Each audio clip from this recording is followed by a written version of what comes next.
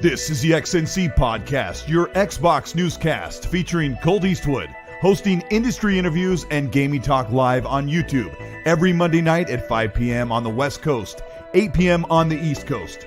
For all of you listening around the world, XNC Podcast is available on demand on Spotify, Google, and Apple Podcasts.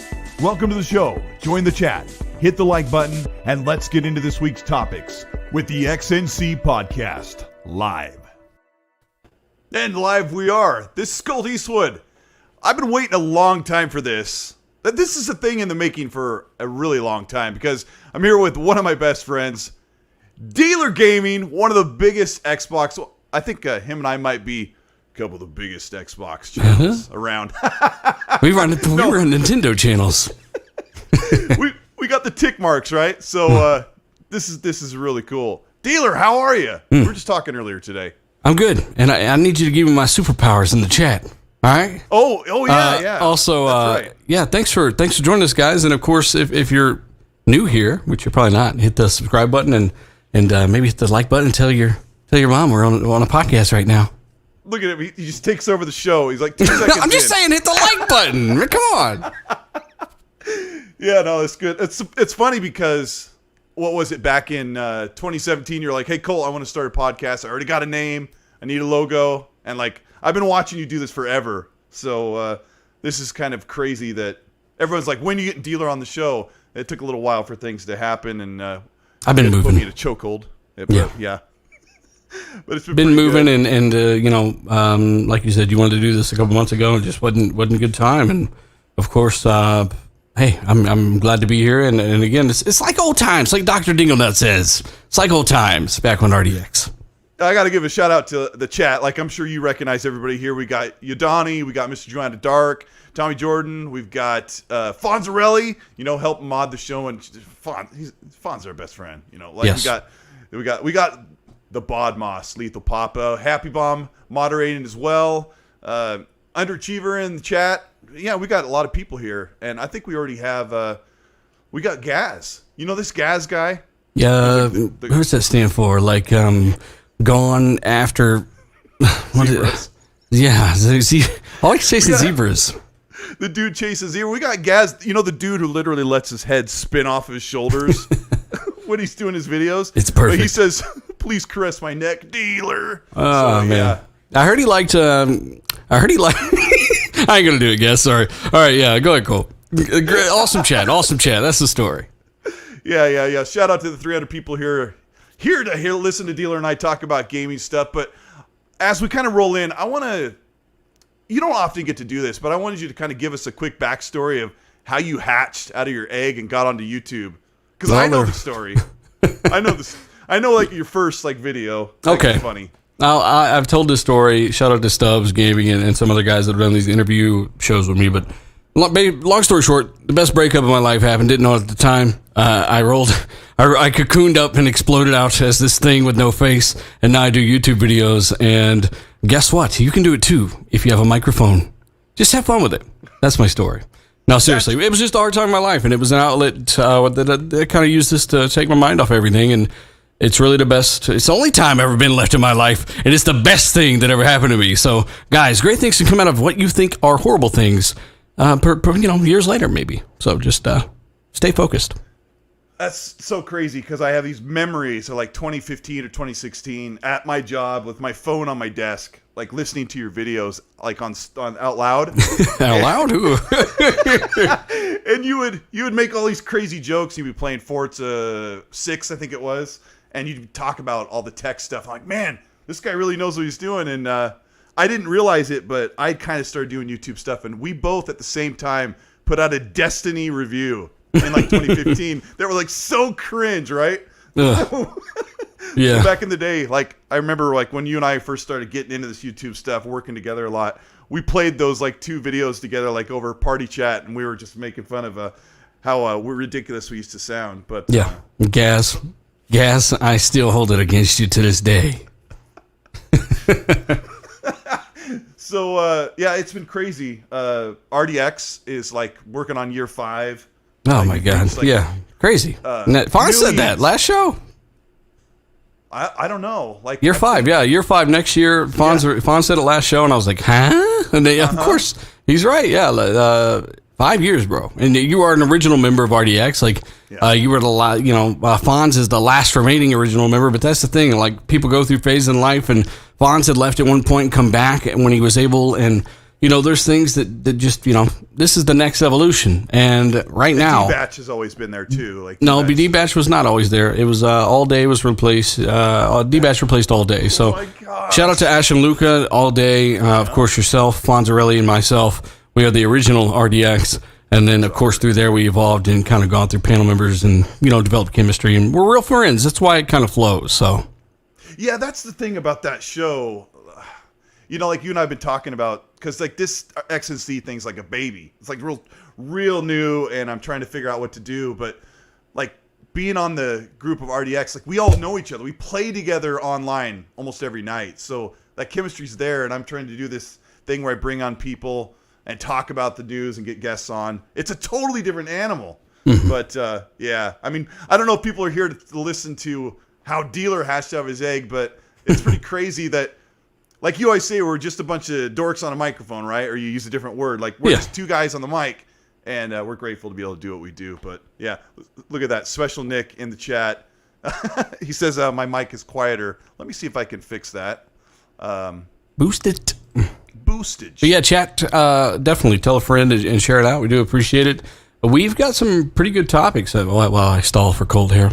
We got some pretty good topics coming up. Yes, we do have some topics. So, yeah, hit that like button. We've got over 150 likes, and we're just getting started here. I will stay up on this mic like a true lover. But, like a true troglodyte.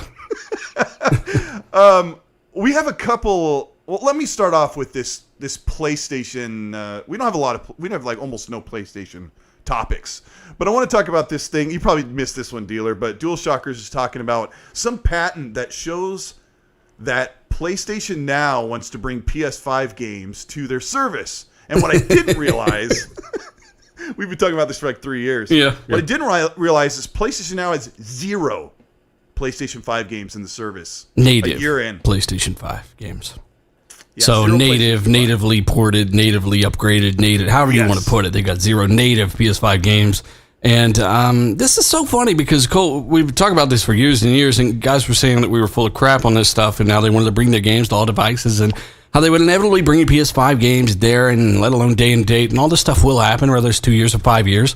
But now that it's actually, like you just said, right, they're confirming this stuff, guys are like, this is a game changer, they're shocking the world. Mm-hmm. And where were you 3 years ago? Like, you were in complete denial, saying this was a bad thing when they were bringing first parties to their service and stuff like this, so... pretty interesting, man. Is there anything special about it? Like, were they trying to do something different with it besides just bringing the titles themselves?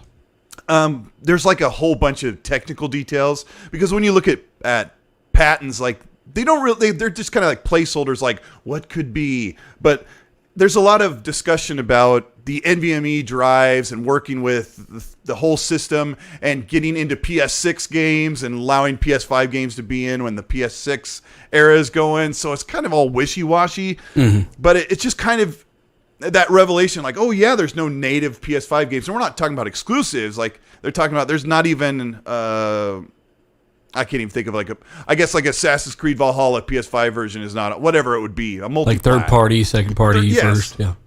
Yeah, so, but it also begs the question, like, you have this service you're trying to build, like, why not throw Sackboy Adventure on there or something? take a risk on no PlayStation like All-Stars on there. Come on. Destruction All-Stars. It was yeah, that's what I meant. Yeah, Destruction All-Stars. It was in PlayStation Plus, and you could get it at, of course, your local Save-A-Lot for $6. Just throw it on there. Give it a try. Why not? They tried to sell that thing for $70. I played a few.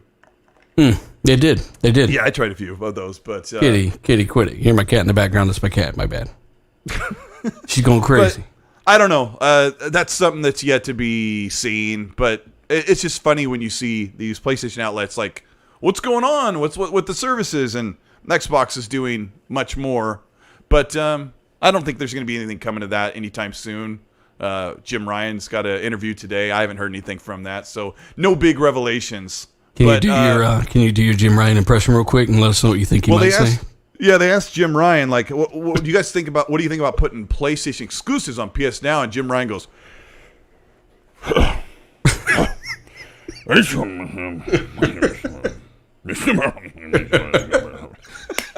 god!" But he actually says words. Yeah. No, Jim's a cool guy. Chat, let us know if anything has come out of that interview, though. Like, you haven't heard anything? I haven't heard anything. I can't remember who's doing the interview, but there's nothing has broken from that. But shout out to Paris in the chat. He said, I gotta find it here. He said he has to sign do I have to sign a contract and pledge allegiance to listen to XNC? Yes. Yes, you do, but we are everywhere. Hey, this is the XNC Podcast. I'm here with Dealer Gaming, one of the biggest Xbox-centric YouTubers on the planet. And he's got the check mark. And this is the XNC Podcast. So we're on Spotify, Google Podcasts, Apple Podcasts, Pocket Podcasts. I've never heard of it. As Fonz and I would say, Pocket Rockers. It's like a shout out to the 80s. But we're on podcast platforms on demand. And this show goes live on YouTube. So thanks to the 500 some people who are here. And Dealer and I are going to get right into kind of a new hot spicy take that was going on Twitter today. I guess we'll just go right up and say it, but Xbox Game Studios hasn't proven their worth is kind of how we'll start this thing out. What? Yeah, so there's people who are saying Xbox wants to monopolize and buy their way into the exclusivity of the world, but they don't have the gusto to make it happen. Are you keyed into this narrative, Dealer? Okay, so say, I don't know, my name is Gollin Schmoriarty, and I just so happen to think that Microsoft sucked really bad. Did you say Gollum? Gollum Schmoriarty. There you go. Look, nothing against Gollum. I don't know Gollum that well. I've seen him in a movie. That's it. Other than that, I just have no clue about Gollum. I do know that he isn't happy with Microsoft's current state of affairs regarding acquisitions. Now, when it comes to these acquisitions, what have they proven? Letter A. They've got Psychonauts. Turns out, according to the studio, they were able to make that game what it is because of Microsoft and add bosses and levels and thingamajiggers that Gollum might like. Mm-hmm. Number B. 89 right? meta. They might have been, able to push some of their own stuff back. And, everything's theirs right now. They own everything, apparently. They're going to push all of it back to allow everything to have more time. I think all of this is a good thing. I don't think there's any evidence at all of any negativity regarding any of these things, and I think they're all unfounded, according to recent gaming history. Now, we can go back and look at Steve Ballmer's armpits or talk about developers, and connect Rare Studios. We can live in the past, or we can just look at what's happening right now. And the vision that Phil Spencer's been talking about, it will ups and downs depending on who you are. If you understand that flexibility is a great thing and that it shouldn't matter if Nathan Drake's on PC. I loved Uncharted 4. You know that. I loved God of War 2018, one of my favorite games of all time. I say it on my own channel, right?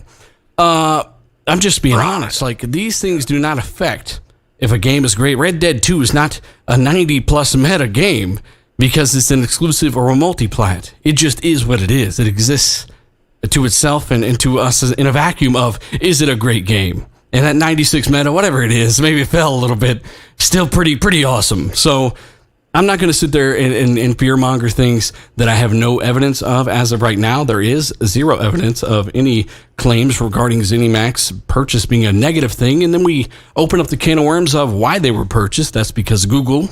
That's because of Amazon. That's because of, let's say, Tencent. We're all looking. And guess what? ZeniMax was for sale. The best case scenario happened.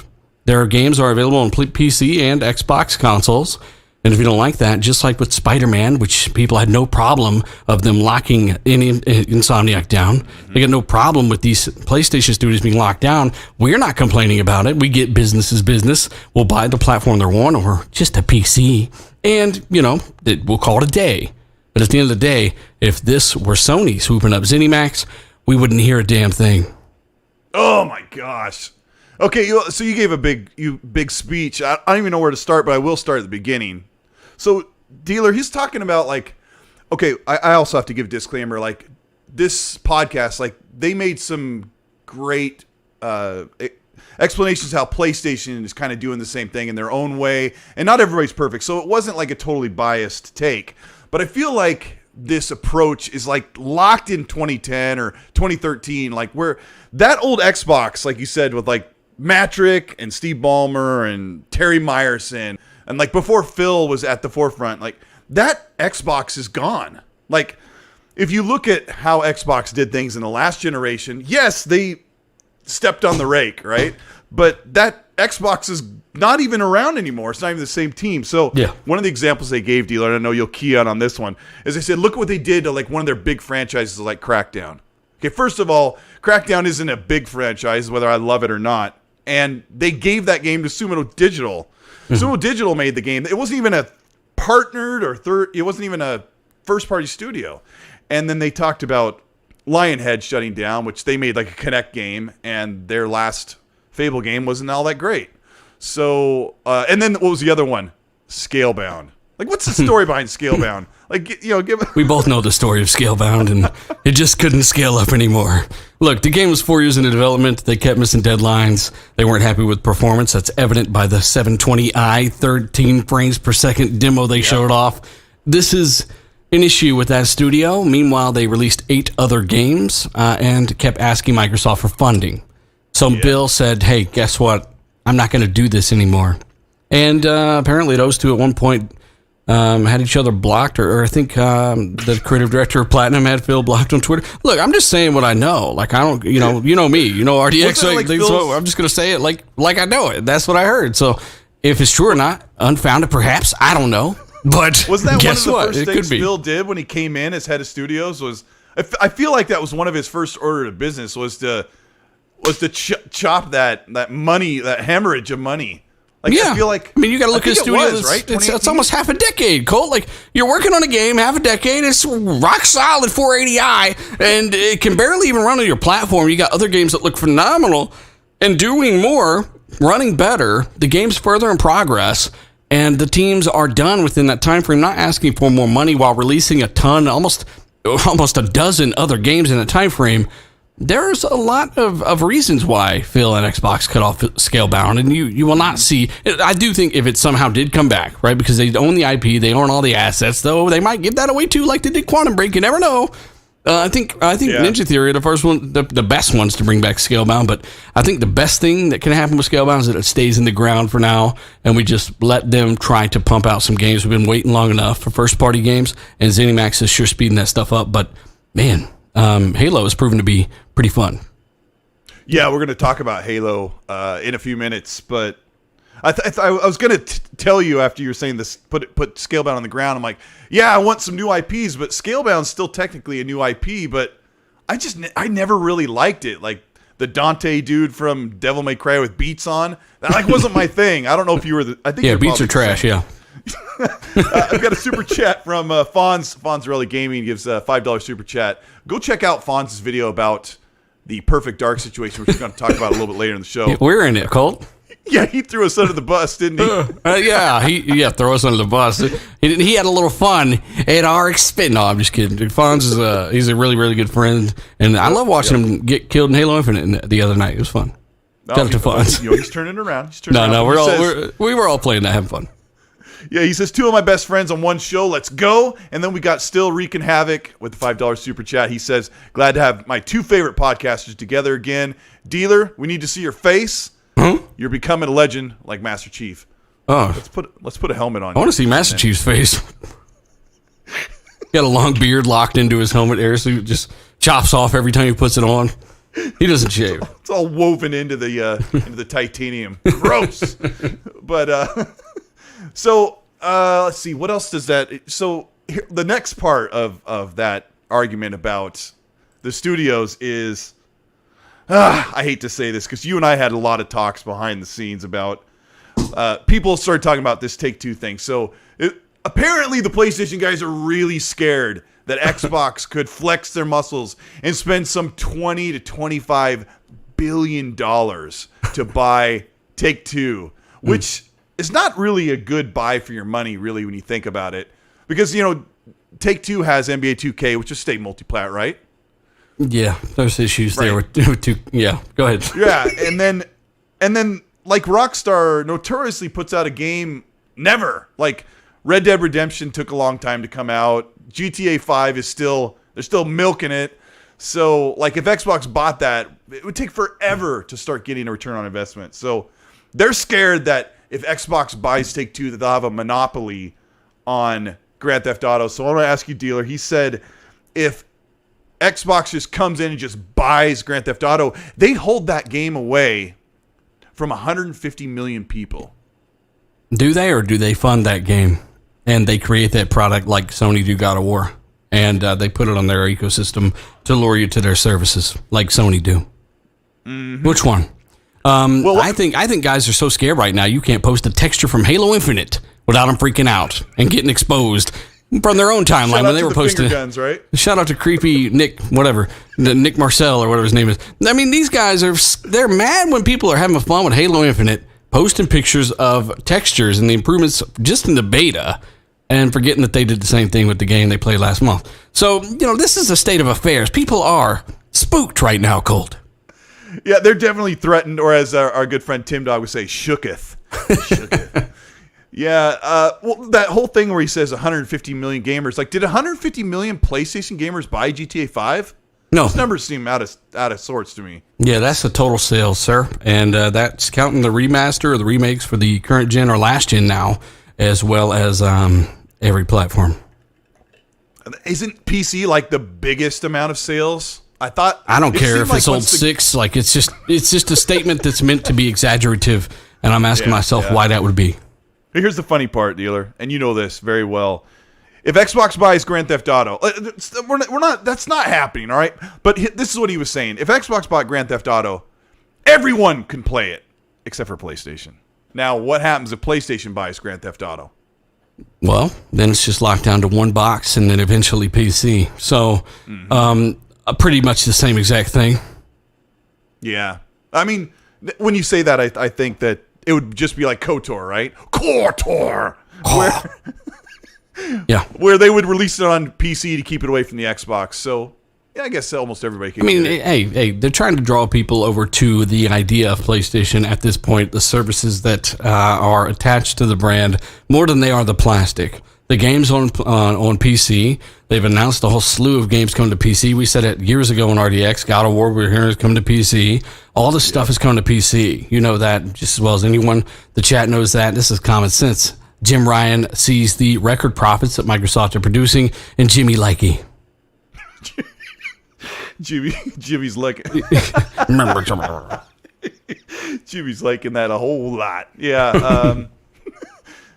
That's so weird. I mean, this has been happening for years. I made a video like 4 years ago saying, look at all the games that PlayStation has exclusive that are also on Steam. Like, it happens all the time when it's not their first party. And why is it a bad thing? Like, this is the thing. People see Xbox as offering software on multiple platforms as a negative, a disadvantage, something bad. But ultimately, think about yourself, the consumer, right? You want to be locked down to one box?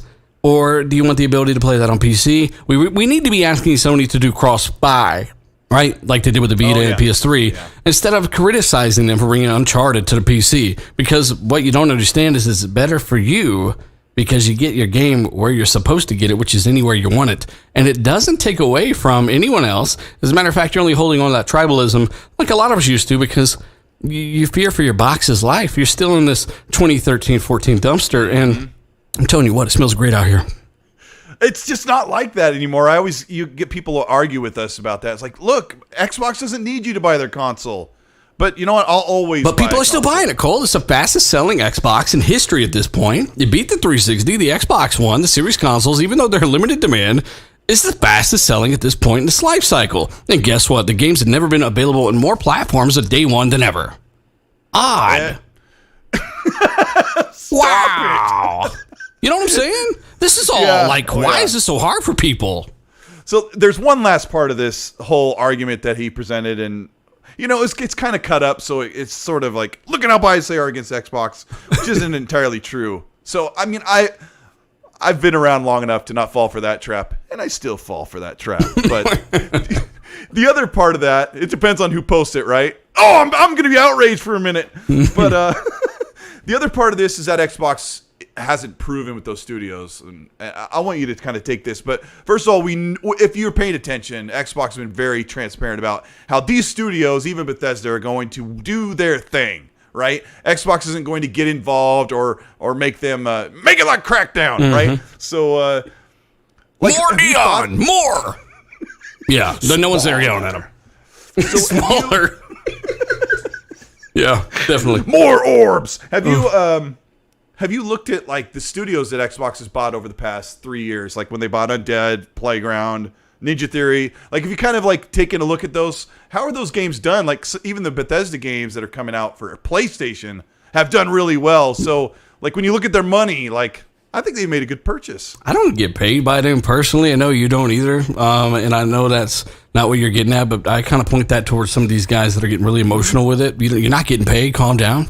What you should pay attention to is, it's not your investment. Do these games get funding that they deserve? Are they quality products? And at the end of the day, do you win as a consumer? And yeah, I would say yes. I would say Deathloop. Cat, get down. I would say Deathloop is. She's like yelling at me in the corner.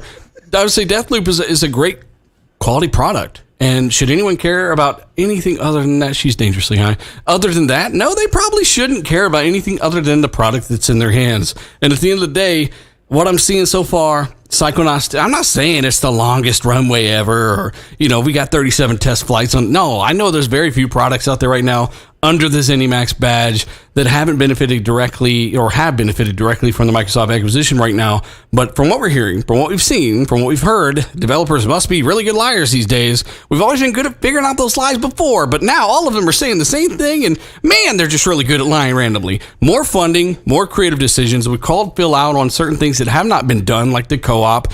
Personally, myself on Halo, you've talked about it. Halo co-op, we didn't say that's acceptable. We said that sucks. This should be there. But it's not going to ruin my excitement to play the game. I'm not going to harp on it. No one wants to hear it.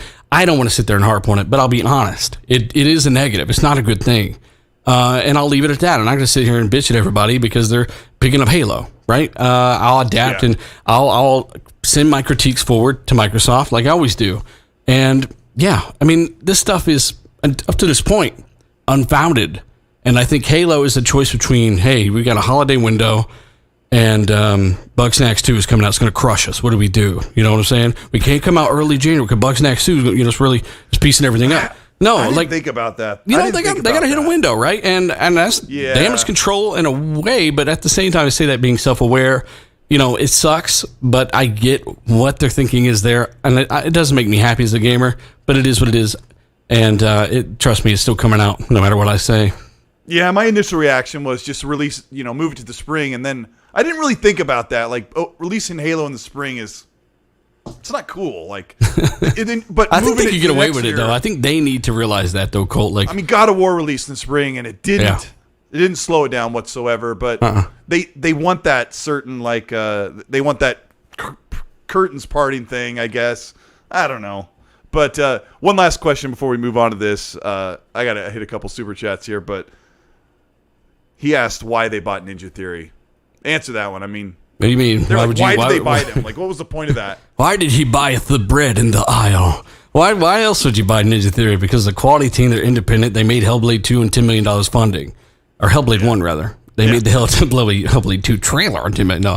Hellblade 1 was made for $10 million, and they were impressed with that. They won multiple awards for the technology in that game and how they're doing motion capture. And yeah, the question is, why are they doing a Hellblade sequel? I thought that was a very well-contained game that didn't need, or maybe this is a prequel. What is this, Colt? I mean, they're calling it Hellblade 2, Senua's Saga, so it's a sequel. Sure. But have we seen sequels that are really prequels? Yes, we have. So what is this, chat? Is this a sequel? Is it a prequel? Or? I mean, they put the 2 in there. The 2 is still in there. It's called... I thought it was Hellblade 2. Is it? I think the Senua's Saga comes first. Yeah, I don't know. we'll let the chat sort it out, and we got some funny comments in the chat. I wish I could keep up with them, but we got thanks to Alexander Dark 91 with a $2 super chat. He says, "This is his words, not mine, so don't clip it. I hope Xbox acquires Take-Two just to spite Colin." Don't clip it. Yeah. Don't clip it, guys. Wink. Yeah. So he said, I hope Xbox buys Take-Two just to spite Colin. That's a messed up super chat. Now clip it there. Yeah, now clip it. Yeah. Now clip it. Yeah. So when Dealer and I are, and the guys, like when we're playing on Xbox Live and one of us says something like really stupid, it's all we always say, clipped, exposed. Yeah, we have a good time. We make fun of people trying to make fun of things they don't actually understand or even know the context of what we set up. Yeah. So anyway. Dumpster. Yep. Ace Out Gamer, thanks for the $5 super chat. He says, Dealer Colt, are we updating the ponies? His words, not mine. To play games, not Twitter. Yes, we are. Somebody sent me no, we're not. PS5 game case. Twitter is the best, the only game they play these days. Caw! Shout out to Fonzarelli. Pegasus, roll out. Yep. Yeah. So, yeah, it's funny that I always they got their Twitter Platinum online. Yodani Quizada says this is the new. Did I say it right? Yodani Quizada said, this is the new Xbox. Those are the third-party studios making first-party IPs. Phil Aurelius Dominus Spencer sits at the adult table at Microsoft now. He does. He got a bib on and stuff. He's in a high chair. Know what I'm saying? Give me some games. Clip. Tapping his fork. No, don't clip. So other than those super chats there, Colt, you got any other interesting messages for the people? Yeah, we've got, let's talk about Halo, because we've had a really fun weekend. More than I thought we could possibly have, playing the same thing over and over. So, when did this unlock? Like Thursday night or something? Oh my gosh, I just played nonstop. Oh, or Friday, or I can't remember. Some day that just passed. Yeah, it's a pandemic still, I think. So we're not technically not legally obligated to know the days, just so you know, chat. But yeah, Halo was fun, man. I got teabagged by an AI. How about you? Oh man, yeah, we partied up with Fonz, you, Mr. Chris Grinnell.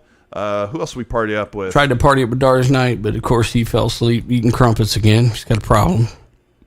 Did we ever party up with Zocker? No, Zocker was on PC somewhere, probably.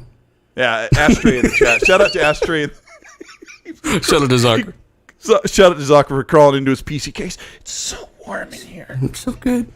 So warm next to the RAM. But we did we did play with a lot of people, and I played multiple times. And you mentioned it too, like, hey, you die, you come back, you die, you come back, you die, teabag, come back. Like, it's so fast that you just end up playing for like an hour. Yeah, I killed 2 battery packs on my charging station over here. Like, I just played the heck out of it. Shout out to Astray Gaming in the chat. He said it was open Thursday night to do like the bot stuff to train, and then Friday it was like full multiplayer. Play with Gaz. Remember we played with Gaz too. Oh yeah, yeah. Gaz is shout out to Gaz in the chat. He was the guy in the corner making Muppet noises and squeaking noises, right? That was Gaz. Shout out to stop Gaz laughing. Gaz is like the no-lifer Apex Legends guy. Like, don't call him that. Oh, he is. Gaz did not spend $1,000 on loot boxes in Apex Legends. Why'd you say that? He's ridiculous. Like, I'm trying to have a conversation with him, and he's like this. He's like, oh my god, I just hit WASD. It's so fun. I moved the mouse real fast. There's no recoil. It's so easy. That's what it is. He's on the mouse. He's like hitting colon. Yeah, no control should be that big, Gaz. No. Gaz is the man. But sometimes when I'm trying to have a heartfelt conversation with him, he's playing Apex Legends. But we played Halo Infinite together. So let's talk about how this game looks. You know, Craig and all. How did it look? Because the last flight I got invited to, I was moving. I didn't get to play it. But this one, it looked pretty crispy. Yeah. I actually want to hear from the chat as well, guys, because I feel like the first flight, which is a couple of weeks ago or 3 weeks ago, it looked good, but everything really sharpened up. Like they brought in more textures from Craig's forehead. So are they perfect for racing games? Textures? Would you say textures are perfect for racing games? There's tessellation. You shout out to Gaz. Seriously, we're keeping Gaz. But yeah, I mean, I did hear the textures are better, and then people put them on Twitter, and other people got mad. So, Colt, what are your thoughts on what's the improvement since you played it both times? I think it looks more detailed, and everything just felt better because you didn't get to play last time. And just as soon as you get in, like, sound is king, the visuals look great, just the feedback and response and the feel of the guns is great. So when you get in, you're like, yeah, this is why Halo is so big. Give us an indication in the chat if you guys got to play the flighting, because it seems like 343 is like, we want everyone to be an insider, fill it out properly. Now everyone who said they hated insiders, you're one. How do you feel? Hey, no, when you say it, hey, the game feels great, people are asking me, what does this game feel like? And I'm like, it doesn't really feel like the other Halo games to me, but it feels very familiar. And that's a good thing.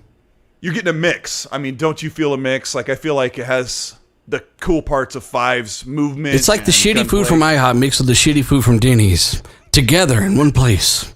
No, I mean, seriously though, like it feels good. Food, yeah. The game feels good. I had to mess around with the dead zones on the controller and stuff a lot. There's a lot of options. There is customization options to the UI and what color the enemies are. And like if you see certain colors, color blindness filters and stuff, like everyone in our party was like, holy crap, I can see everybody better with the purple overlay. I said, congratulations, we're all colorblind. So, like that stuff really helps everybody. Yeah. Like that stuff's awesome. I like the accessibility features there. But there's a lot of customization. I'm getting a lot of slap back in this room. I still got to pat it out. There's a lot of customization to the dead zones themselves, the UI itself, as well as 120 FPS performance mode, and a lot more. That wasn't there. Well, they took it out because there were some issues. Yeah. Yeah. So when you went into quality mode or performance mode, it was the same. It was still 60 at high resolution, whatever it would be. Digital Foundry has its paws on it yet, but I was. You and I have differing opinions of where we'd like to play the game, like as far as performance quality. But I was playing it quality at 60, and then I switched it to 120, and I went, "Whoa!" Because like we got these big OLEDs, and they look great. So, and of course, you don't want to spoil yourself because not every game is going to be 120. So you gotta be careful. As the generation goes on, you're going to get less and less as games get more demanding. So I'm not even going to look. I spent 7 years complaining about 30 FPS, and we have the Jaguar CPU cores. Even if you had the GPU overhead, you're not getting 60 frames in a lot of games because that CPU is not quick enough. Now we finally get 60 frames. You can really do it on every game, just like we have been talking about. And, 120 is going to be that thing developers cut when they have those limitations. And I'm just not going to get used to it, man. I can't do it. I can't do it to myself, chat. 60 is so good, though. It's the way to go. So we kind of talked about those screenshots. Like, I didn't take a lot of screenshots, but like Tim Dog loves to get in the fray with people online. And he was posting screenshots and sharing people's screenshots. It was like if you're on Twitter or Reddit, you go to the internet and it was like, just like people sharing Halo like crazy. And if you hate Xbox, it was a terrible weekend to be on. Like the trolls and the GIF looking over and giving the glare to the fun that isn't there right now for them. Yeah. So what are you thinking, Dealer? What do you think? Is Halo still king? Like, what's going to happen this year? I don't know. It's been a while since Halo has even came out of the bushes, so I think it's too early to say anything about what's king and what. I don't think it has to be king. I think it's free to play. At least it has a free to play mode, and the engagement is going to be massive because it's a first party Microsoft brand, holder of the biggest games based service there is, which is Game Pass. Yep. Yeah, I think it's going to do phenomenally well. But Xbox needs that big IP that's like the flagship, and Master Chief's like the mascot. So let's talk about I get it. Like Xbox needs games in general, first party games we've been waiting on, and this is the year, man. Like they're going to take 2021 because of Horizon 5. They've got Halo, and they've got some other stuff. Like they're going to have the better year, and going forward, it gets worse. So yeah, we're gonna talk about that because the last half of 2021, since the summer broke, it's been Xbox's spotlight. But for Halo, like our concern right now, so we've had hands-on with the multiplayer. We know it feels good. There's some things like when we're playing Capture the Flag, like you're really adamant about a 7 or 8 second respawn timer. Way too long, right? Yeah. I've been playing Cold War and stuff, or even Modern Warfare 2019, the best Call of Duty ever made. And when you die, for one, I'd like a kill cam in Halo. I'd like to know what that guy did, where he came from. And, I'd like to see him do the splits and jump up out of a hole and hit me with a grenade. Like, I want to see what he did, just because if I'm going to watch myself die, I want to watch myself die. Secondly, I want a button in Halo. I don't know, but it's never too late. It's never too late. Like, this slow space engine is perfectly capable, and the things they're doing with the AI alone lets me know that there's plenty of, this engine is really, really unique. It's really, really cool. But I'm saying, give me a kill cam, just like Call of Duty, and give us an option. If some of you won't want it just because I said Call of Duty, but I want to be able to also hit the X button and skip back into action as soon as possible. If you think it's necessary for me to be dead and not respawn for 10 seconds, you're wrong. Just let me back in. Yeah, I mean, but the maps, I was trying to figure out why they were doing it, because the maps are really small, so they got to give you a penalty before jumping you back in. But there's always a lull. Like, there's in every match, Cole, you've been there. Like, there's always a moment where there's like no one fighting. It's like, oh, everyone's dead. Like, there's a moment where everyone's just dead and no one's spawned. You had the gravity hammer. I don't know. I plead the fifth. I'm just saying that when it comes down to it, try it out. Try it. Just try out an instant respawn. SSDs, all that stuff. It's more than possible. And Xbox One, oh well. If that's an issue, it shouldn't be. But just let me try it. Let me try. Good. So you have some. I don't like to use the word faith when we're talking about video games, but you're thinking the multiplayer is going to be pretty good, right? Like I'm knowing it's going to be pretty good. Yeah, everyone seemed to love it, except for guys that don't offer any gameplay themselves playing it while they're complaining. A lot of guys are not. I'm hearing, look, I'm not the best at first-person shooters. Yeah, I'm running around killing dudes, and I understand, if I'm losing, it's because these guys over here, they sleep in a Halo bedroom suit. You understand? They are crazy. They are dedicated. Nobody's going to come into Motorsport and just railroad me randomly, because I know what I'm doing there. Halo, this is different. I'm only standing a chance at all because I've been playing Call of Duty for the first time. Since there ain't been a real Battlefield all generation, for the first time in years and years, I've been playing Call of Duty, and that kind of prepped me for Halo a little bit. So the one last thing that's left is a campaign. So tell me, what does that campaign have to do to win you over? It's open world. Is it going to have mountains? The have mountains in the background that don't pop in. I'll okay. And of course, no more Roblox. Roblox screenshots. We're making fun of the debut, obviously. We have no idea how that made that out, but that's ancient history. And we've seen what the game looks like. It looks phenomenal. And it's proof that nothing was held back. It needed more time, right? Which we knew.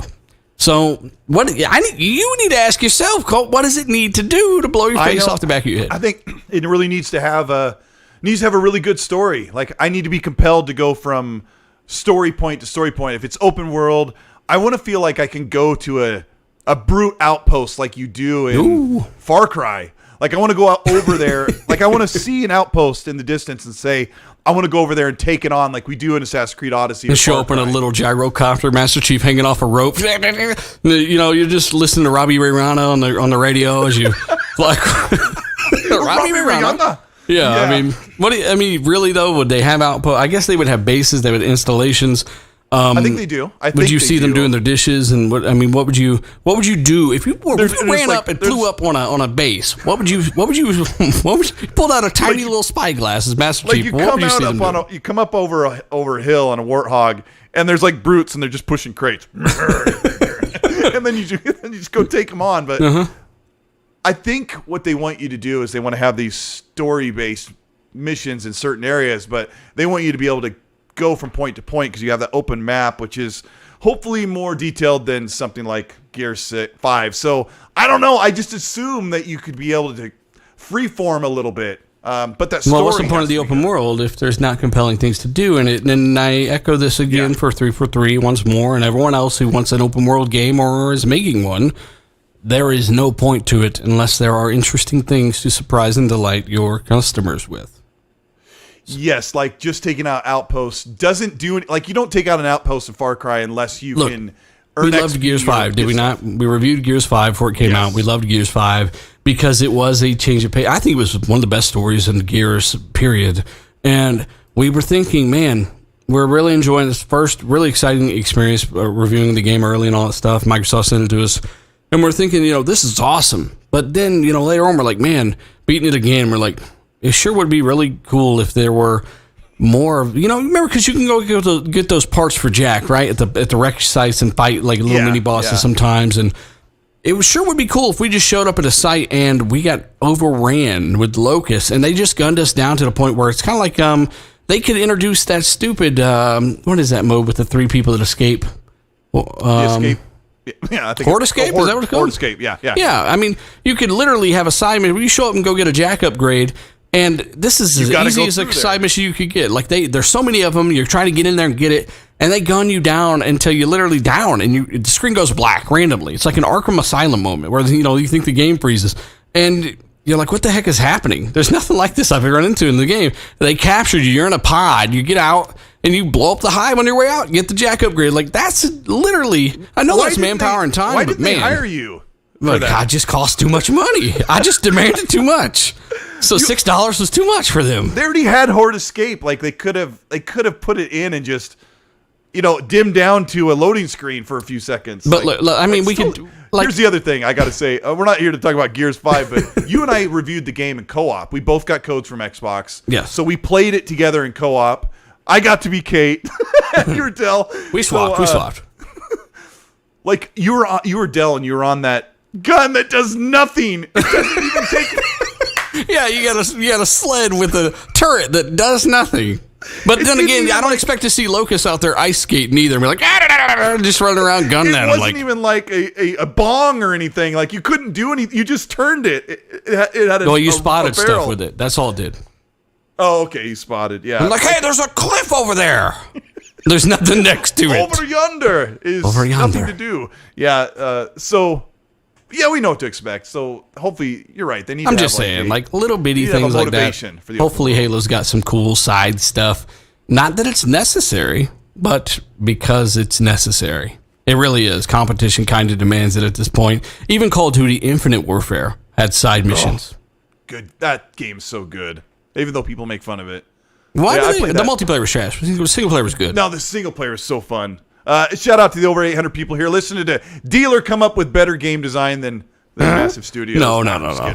It's just ideas from fans, man. And we had a lot of time outside the box to think about it. So Coalition did a great job. Check out our Gears 5 reviews if you're no idea what Gears 5 is. You know, it's funny, those reviews we did were like the lowest viewed videos we had that week because everyone knew Gears 5 was going to be good and it was on Game Pass. So I think people just jumped in and enjoyed the game. They said, don't worry about a review. Jump in there and play, or try to anyway. I've got Game Pass. Ha! Yeah. But yeah, hit the like button. Dealer and I are going to talk about this whole thing going on with Perfect Dark. Hang on. Someone said they showed side missions, Colt. Huh? You got to pursue that. Yes, Halo showed side mission? What kind of side mission? You going to go find a new helmet? Well, they showed in the first trailer last year, they showed you open the map and there was like different waypoints you could go to. So they've also said it's free form. Like Joseph Staten said, they didn't show side missions unless they literally showed you doing a side mission. Okay. No, Joseph Staten just said, imagine a scenario, you're out on your Warthog, you see an encampment, you decide to use your grapple shot to get over. So when he says that, I'm like, okay, there's some freeform stuff, but we've yet to see it. So that sounds cool. There's spawned. I don't know. Hopefully they have spawned enemies in camps, and you clear it out, and then that. Look. Just to be clear, right? Because you know how it is. If you didn't say it, you said it, or vice versa, right? You got to literally spell everything out. I'm not saying there won't be side stuff to do. That's literally the reason the game is open world. So there's side stuff to do. I just would like a little bit of extra thought to be thrown into some of this, and that's as a Halo fan, right? I want it to go from an 88 to a 90 or 90, whatever it's going to be. I want the most and the best for the fans that waited that extra year for the delay, and each and every one of you did the right thing for asking for that, by the way. So, we're excited for it, man. And Halo's always been like, pick up this gun, drop that gun, pick up this equipment, drop that equipment, but the whole thing we've talked about with Gears 5 and Halo, having a reason for the open world is you have to tie some sort of progression where you're making Master Chief a little bit bigger and better. Yeah. I don't know if they're going to do that in a campaign. Like, it has some armor pieces that you can get from these encampments. Like, we wish that was in Gears 5, and we played Gears Tactics early as well. Yes. And Gears Tactics is built in the same engine as Gears 5. All of those upgrades for all the Lancer weapons, every gun in that game has upgrades. Armor pieces it has what we wanted in Gears 5, which is armor that you can improve your character with or add to your character.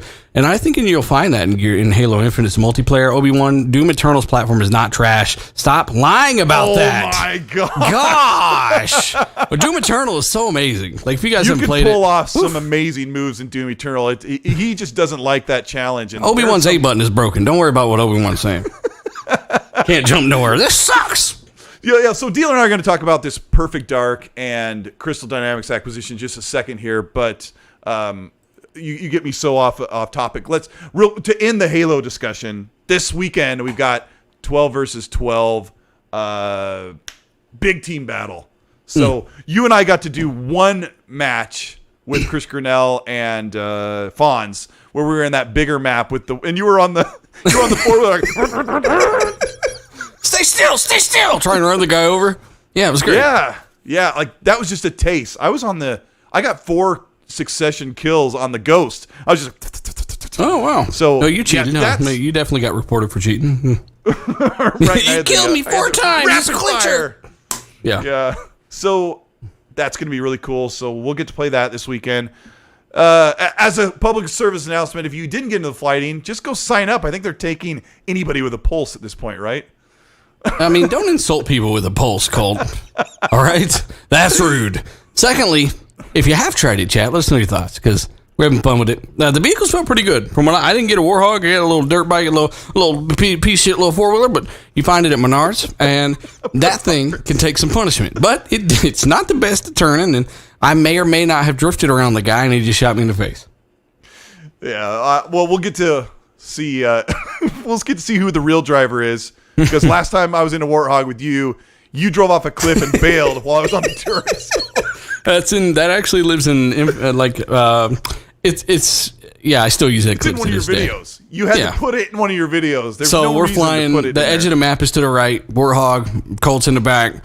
I'm like, all right, well, there's a rock there. I'm gonna have to ramp past this thing, and internally, I'm thinking I might not make this, so I'm gonna hold X preemptively and bail out and watch Colt fly off the edge as I record it. And that's exactly what happened. I use it in videos all the time. It's great. Yeah, that's totally unnecessary, but we have some good laughs, so we'll be doing that. Let's talk about Perfect Dark. The initiative is the quadruple A studio can't get it done without any help. What's your first reaction to this? Hang on. This is a few days old. The Crystal Dynamics thing? Yeah, like, how did you, when this news broke, like on a Thursday, like, feels like, just throw it in there. I'm confused. So, true or false, chat? The initiative, famously, were built to scale. You can put a T and an F as we go here, and I'll know which one of y'all is lying. The initiative were famously built to scale. The studio and the building of which was touted as being one of the most scalable of its kind. They were able to bring in contractors at will, and basically when those contract dates were up, those guys knew, and they weren't fired. They were just like, hey, your date's up. Like, we're done. We don't need any more DLCs with horse armor. Like, here you go, leave. And we know that's what you expect 75 people to build a quadruple A game? Like, this is what I said the instant I heard this crap. Like, it's not something to fearmonger, because if somebody's asking for help, right, which we already knew they were doing because they literally bragged about how scalable the studio is, what's worth talking about?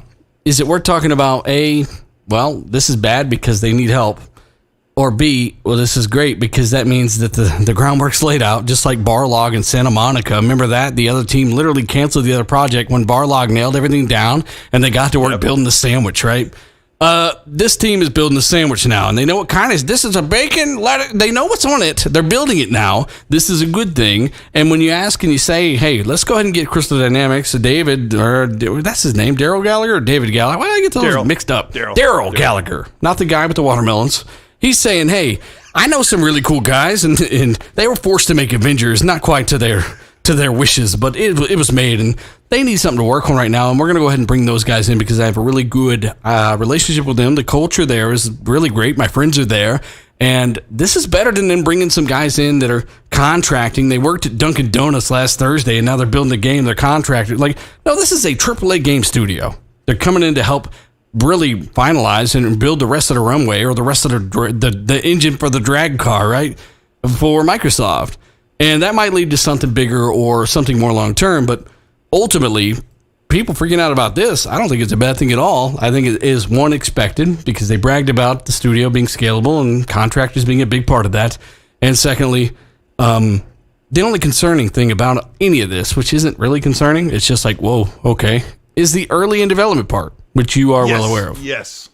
Yeah, let me take that because my first reaction was like, what? And I called Gaz. I called Gaz. I'm like, what is going on? And he goes, early in development. I'm like, yeah, that really ticked me off. I wasn't even like clocking Crystal Dynamics because I'm not going to fall into the whole trap. I got to get to Kid Smooth's comment here in a second, but I'm not going to fall in the whole trap that Avengers is trash, Crystal Dynamics is trash. Nope, that is not how it works. Because we know Bethesda is amazing. Bethesda is not Fallout 76. That's not how it works. So you and I are huge fans of Tomb Raider and Rise of the Tomb Raider, which Crystal Dynamics did. So Kid Smooth was a $5 super chat. He says, "What's up, Colton Dealer?" Kid Smooth is a good friend of ours. Yeah, he needs to hit us up on Xbox more often. Kid Smooth, you fried? Yeah, if you see us on, kid, like yeah, he hates us. I think he really secretly hates us. But yeah, go ahead. Yeah, he doesn't like us. He says, he says, "What's up, Colton Dealer? Do you guys think CD's Crystal Dynamics involvement with Perfect Dark is to get the game out quicker or the start of a new acquisition?" Do you want to take it or you want me to? Well, like I said, it could possibly lead to more. I really don't even care at this point. We need some games from these damn studios. We know they're working on them. I heard that Project Mara is going to release sooner than people think. It's obviously got a new name or an actual name. Project Mara was never its actual name. And, of course, that could be before Redfall even. The fact that Redfall could come out, in 6 months, 8 months? That's crazy to me. Like, we just heard about it, but then you think about how long they've been working on this game, right? Since 2017? What, Project Mara or Redfall? Redfall. Yeah, I think, wow, that's really quick. Arcane's amazing. Well, let me use some unsubstantiated, educated, scientific, and physics-based guesses about what Kid Smooth is asking about Perfect Dark. So if I'm looking at it, because Dealer and I have dove into what the initiative could be when they started. Like, Daryl Gallagher ran Crystal Dynamics for like 8 years. So he knows 100 plus people that probably are still there, right? He knows almost everybody. He knows all the leaders, right? So this is my guess. When they started the initiative, Daryl Gallagher was probably always thinking, hey, our core team of 70 to 75 people, we're going to get the game concepted. We're going to build what is in the engine. We're going to get it in a playable state, which may be stick figures or wireframes doing their thing in environments they built. And then Daryl's like, if Crystal Dynamics is available, let's get them partnered in. I can direct that team the way I have always done, and they can do what they do, which is make love or hate Avengers. It is an incredible looking game, right, Dealer? We don't like it, but it looks dang good, right? So look, they ain't clipping me on this one.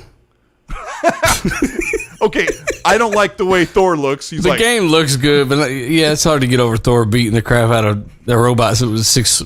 Never mind. I'm just going to go crawl in a hole. 27 hits until finally an arm comes off. But those games look amazing. Yeah, they do.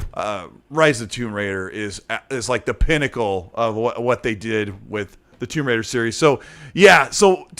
I kind of rambled there, kid, but why the heck wouldn't Xbox say, hey, if this Crystal Dynamics thing works out and Perfect Dark is a good development process and the game hits, right? Let's look at buying them. Like, why not? Like, that's totally plausible. So I think that's kind of where it's sitting. And I think they would be better off than with the Japanese publisher, 100%. 1,000%. I think the Square Enix have forced them to not only give you loot in Avengers that is literally not even there. You're putting on a bracelet or a chest piece that doesn't fucking exist. Okay? I mean, the game was entirely and from the ground up. Like when I first started playing the game, I'm like, wow, it's actually not too horrible. And then you get to the part where the executive kicked the door in and flashbanged the development team. All right, now put an open world trash mode part in there where you got to be with your friends and your microtransactions in there, and make sure there's no armor that's actually cosmetic. Like, there's 1,000 reasons why you don't want the Avengers to be made by Square Enix ever again. But, regardless, some people really enjoyed it, and that's okay. I'm just giving my own opinion. It's actually really popular, even though I don't really love it. But shout out to Dub, new channel member. He's got the Raz from Psychonauts, what do you call it, emoji badge? Yeah, well, welcome to the channel. He also gives a super chat. Thanks, Dub, for $10. He says, this CD Perfect Dark situation, I feel like when we say CD, it sounds like CD Projekt Red, but Crystal Dynamics of Perfect Dark, I feel goes to show how little the public, this is I haven't even read it yet, and this is a great... It's already blown your mind. Yeah, he says, I actually just heard some stuff before the show that really supports what he's about to say. He says, I feel this goes to show how little the public understands about game development and how inaccurate at times it's reported about. That's why I enjoy podcasts such as this and RDX. So Dub is absolutely spot on. People don't understand, like, The Last of Us used 14 studios to make their game. I think Sony Santa Monica used 4 additional studios to make God of War. Those like 20 people helped write Beyonce's last album, guys, come on. Everything you own in the box to the left. Here's the other thing, Dealer. Does Xbox have any kind of history with Crystal Dynamics? Like, do they know them, or are they just grabbing them because they think they're cool? They all unequivocally have faces and legs, most of them. So, yeah, a lot in common. And we'll see what happens. You suck so bad. You suck so bad. I love it. No, obviously they partner with them. They made Rise of the Tomb Raider a reality, right? You've talked about this. They took $100 million to keep it off PlayStation, yeah. I mean, let's just say how it is. The game was coming out. Motherfuckers are lying. And they took $100 million. And Microsoft said, hey, we ain't got no games, y'all. And you know what the weird thing was? They actually did have games in 2015. So... 2015, 16 were pretty fire. 17 is when the drought kind of started, and Crack 3 was delayed, and then of course from there, now we've got Gears 5 really kind of kicked it off, but the fire is like trying to stay up, and now we've got Halo and Forza Horizon 5 coming out this year, and that's why we're all excited, because these games are really hitting this year. They're actually coming out, guys, so be excited. It's like Mud Runner, like when we play that game Mud Runner, like it took so long for Phil to get like traction with all this stuff because they were such a dumpster for a while without any real funding. And thanks, Terry Marson. I don't think Microsoft even wanted Xbox. They were just kind of being nice and not kicking them to the curb. That's really how I saw it for a while, but yeah, that's all right. I mean, that's rude. Satya said it himself. He was all in. You hear that? You know what I'm saying? He did. Shout out to Satya. Our buddy Gab Queese. He's been like big time supporter of RDX. We see him all the time. He has a €10 super chat. He says, "Amazing podcast, guys." That's what that symbol is. Euro. Okay. Shout out to Gab Queese. It is. Yeah, I know. I'm just messing around. I'm learning this stuff. Like the next one, I got Jedi Knight Peter with the $, which is Australian. Thanks for this $10. He says, "How long will it take Crystal Dynamics to build out the rest of the game, do you think?" And he's asking Dealer because I don't want to answer that. No, I want to say first and foremost, sorry for hijacking the chat here. I know I'm being a lot right now, right? Spoof of 727 says Dealer takes nothing serious, laughing emoji. He, obviously he's kidding, but I'm trying to entertain here while giving my real thoughts. And my real thoughts on that last one is you just don't know. And as we've seen before, they could literally give you a release date for Crackdown 3 again, and it's delayed a week later. Like it's just 2 years. Yeah. Well, it literally got delayed like a week later after the announcement of the release date. So there's just things that happen, man. And what I'm focused on is not Perfect Dark, because I know that's a while in the making. We all know that. We've all known that. It might be further out than some anticipated, including every single person on the planet, but maybe not. At the end of the day, what we do know is Horizon 5 is coming out this year. We'll be playing, that this fall, right? And, of course, we've got Halo Infinite coming out. And Age of Empires 4 and Back 4 Blood, and there's so much to play, and I'm just glad this stupid drought is over, and I can't wait to play Gotham Nightlights and try that out as well. Oh my gosh. I actually can't believe we made it through, because every game's getting delayed, and we actually have a pretty stacked holiday. Yeah, I mean, I didn't even get to that part, like how Xbox has had a really great 2021, because they've actually released a lot of games, but the whole thing with Crystal Dynamics, like, I mean, another 3 years, maybe? I mean, that would be my guess. Dealer doesn't want to answer that. There's so many games like in between here and there. If you really just didn't want to get your hopes up or whatever, if you got hopes for Perfect Dark, just don't plan on playing it anytime soon. Years. Yeah. it's a whole new thing. Like, I think they've talked about the Mirror's Edge movement, but it's in first person. So, Dealer, you thinking that they're gonna do like the classic Perfect Dark and put you in third person view during? Is that classic though? Like the first Perfect Dark there were two of them on the 64, correct? You would know better than I, but the one I Chat, let us know. I ain't been 8 years old in a while, but there's one. I know there was one. I had the first one. It needed the expansion pack, I do believe, to play the game or a certain mode of it or something. Remember that expansion pack that expanded the RAM of the 64, right? You felt like a pimp when you picked it up. You're like, yeah, I can play stuff you can't play. StarCraft 64 split screen, yeah, like stuff like that, right? So you played Perfect Dark. It's first person 007, but way weirder. People liked it because it was first person 007, but weirder. Now the one on 360. It caught malaria or something. I don't know what happened to that one. Perfect Dark Zero, or whatever it was called. Perfect Dark Zero Metascore. Yeah, it just wasn't that good. And maybe that's why they're taking a bid on this. They want to really bring it back for some reason. They see some really good value in the IP, perhaps. Yeah, I just know one of them, when she goes into cover, you get like the Deus Ex thing where you're in first person, and when she goes into cover, you're in third person view until you come out of cover. So, like, Xbox fans want that third person thing. Like, they have to have it. Right. So I don't know. What do you think it'll be? Third, first person, hybrid? I mean, I think it's going to be hybrid because the last game did that. So they've talked about this GoPro like type of camera work where you're in first person, but they have this parkour Mirror's Edge thing, and a lot of people are like, oh, it's going to make me barf. So I'm hoping that if you do slide over a counter or go through like a duct or whatever, that it's in third person. I don't know. People need to see their character. Adam Poston in the chat says Perfect Dark and Perfect Dark Zero. So that must be, like I said, Perfect Dark Zero would be the second one. But I didn't own a 64. I wasn't playing games then. I was going to college. Dealer was like 8 years old, and I was playing roller coaster. Every time Colt would pick up a controller in college, his mom would walk in and smack the shit out of his hand. Smack it out of his hand. Get back in class. Homework. Yeah, so I mean that's kind of funny because you did jump back into gaming and you took kind of a hiatus for other more important things in a lot of people's eyes, right? And you jump back in and it's as fun as ever, man. That's the thing about it. Well, I mean, it's amazing. I would say that gaming's more important than ever for me right now. There you go. Boom. Yeah, it's awesome. So Crystal Dynamics, they're just like they're supposed to be making this. They're supposed to be making this Spider-Man thing. And they're going to be partnering up with Xbox. So, like, they're getting stretched two different ways. Make our Spider-Man! And then hang on. They're still making Spider-Man. Are they still doing that damn exclusive Spider-Man onesie for Avengers? What are they doing? Is that still on? I think they're getting really close because they said there's going to be cutscenes of Spider-Man in Avengers and, like, that's real enticing. So, that'll make me... Wow.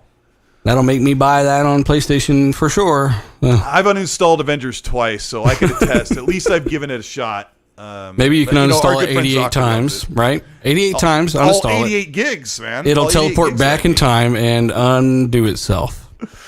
Let me go back to a couple supers that were off subject, but they'll spark some interesting conversation. Chris R with a $5 super chat says, I recently used Game Pass to go through Psychonauts 1 and 2. Whew. 1 is rough. I tried to play it, Dealer, after I beat 2, and it's at 30 frames, and it's what do you call it, 4:3 ratio. Oh, 4:3. My OLED was like, my OLED kept turning off. Stop it. Your OLED's like, what is this trash? 4:3. But I mean, it's basically kind of a lot of the same game. So he said, I played through Psychonauts 1 and 2 for the first time. I'm super interested in what Double Fine has planned next. Do you know what they're doing? Yeah, they're making a game where you play as a badger in a zoo. I don't know. I have no idea. They're doing some multiplayer game, which I hope that's good.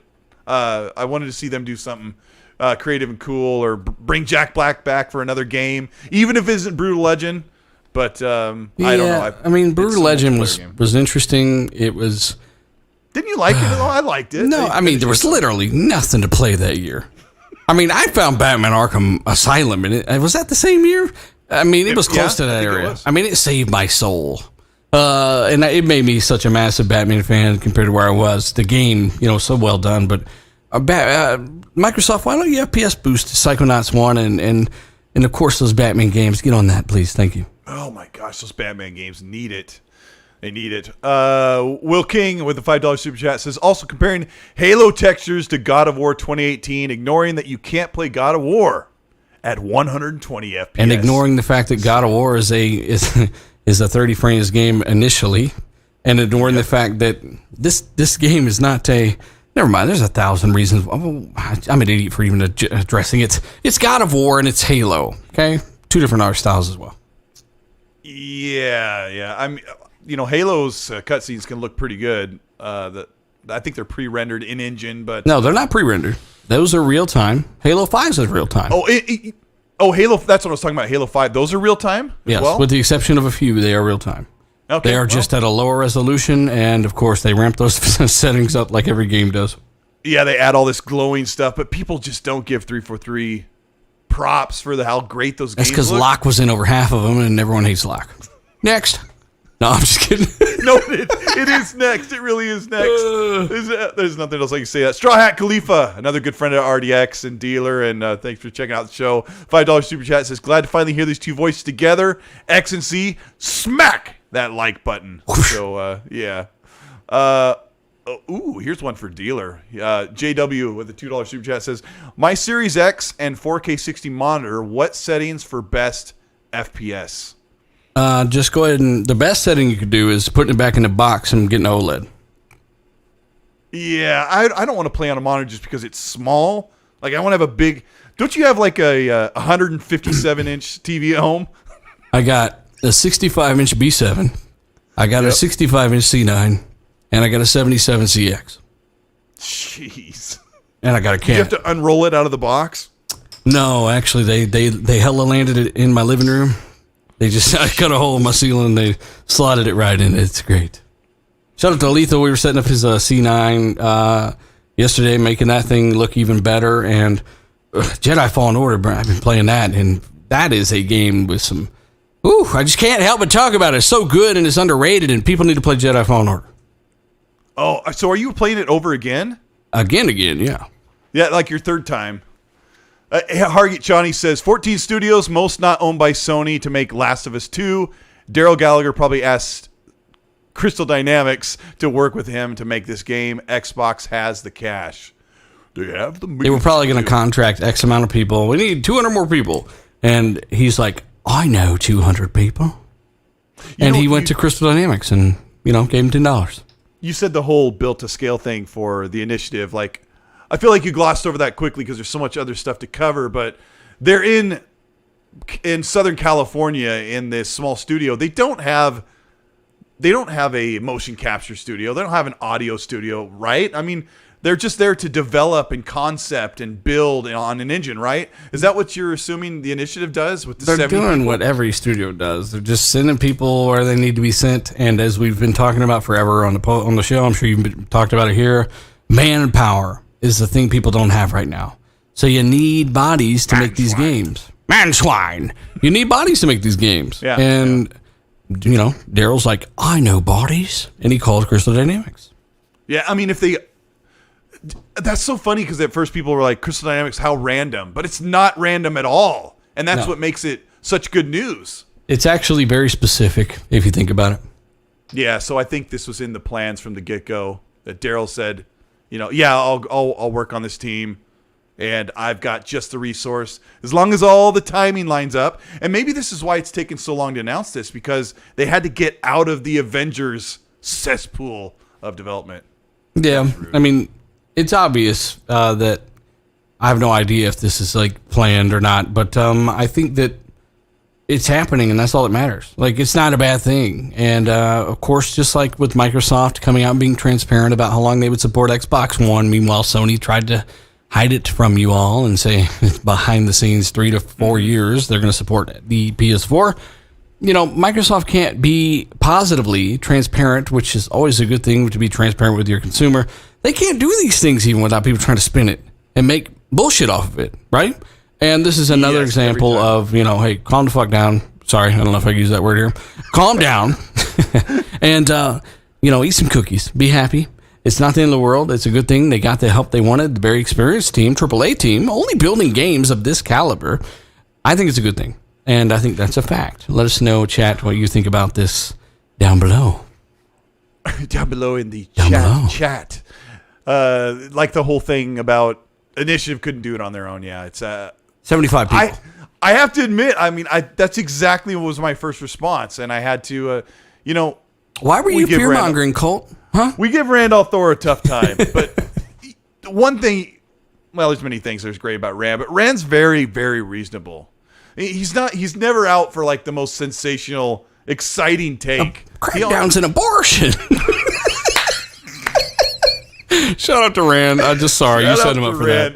That. Yeah, you got to give him props. And I actually was hearing, I missed his show with Jez on Saturday because I was watching Game On Daily because Rand was siphoning all their views because he's got his huge show. No, I'm just kidding. Shout out to Gaz and Game On Daily and NASA. But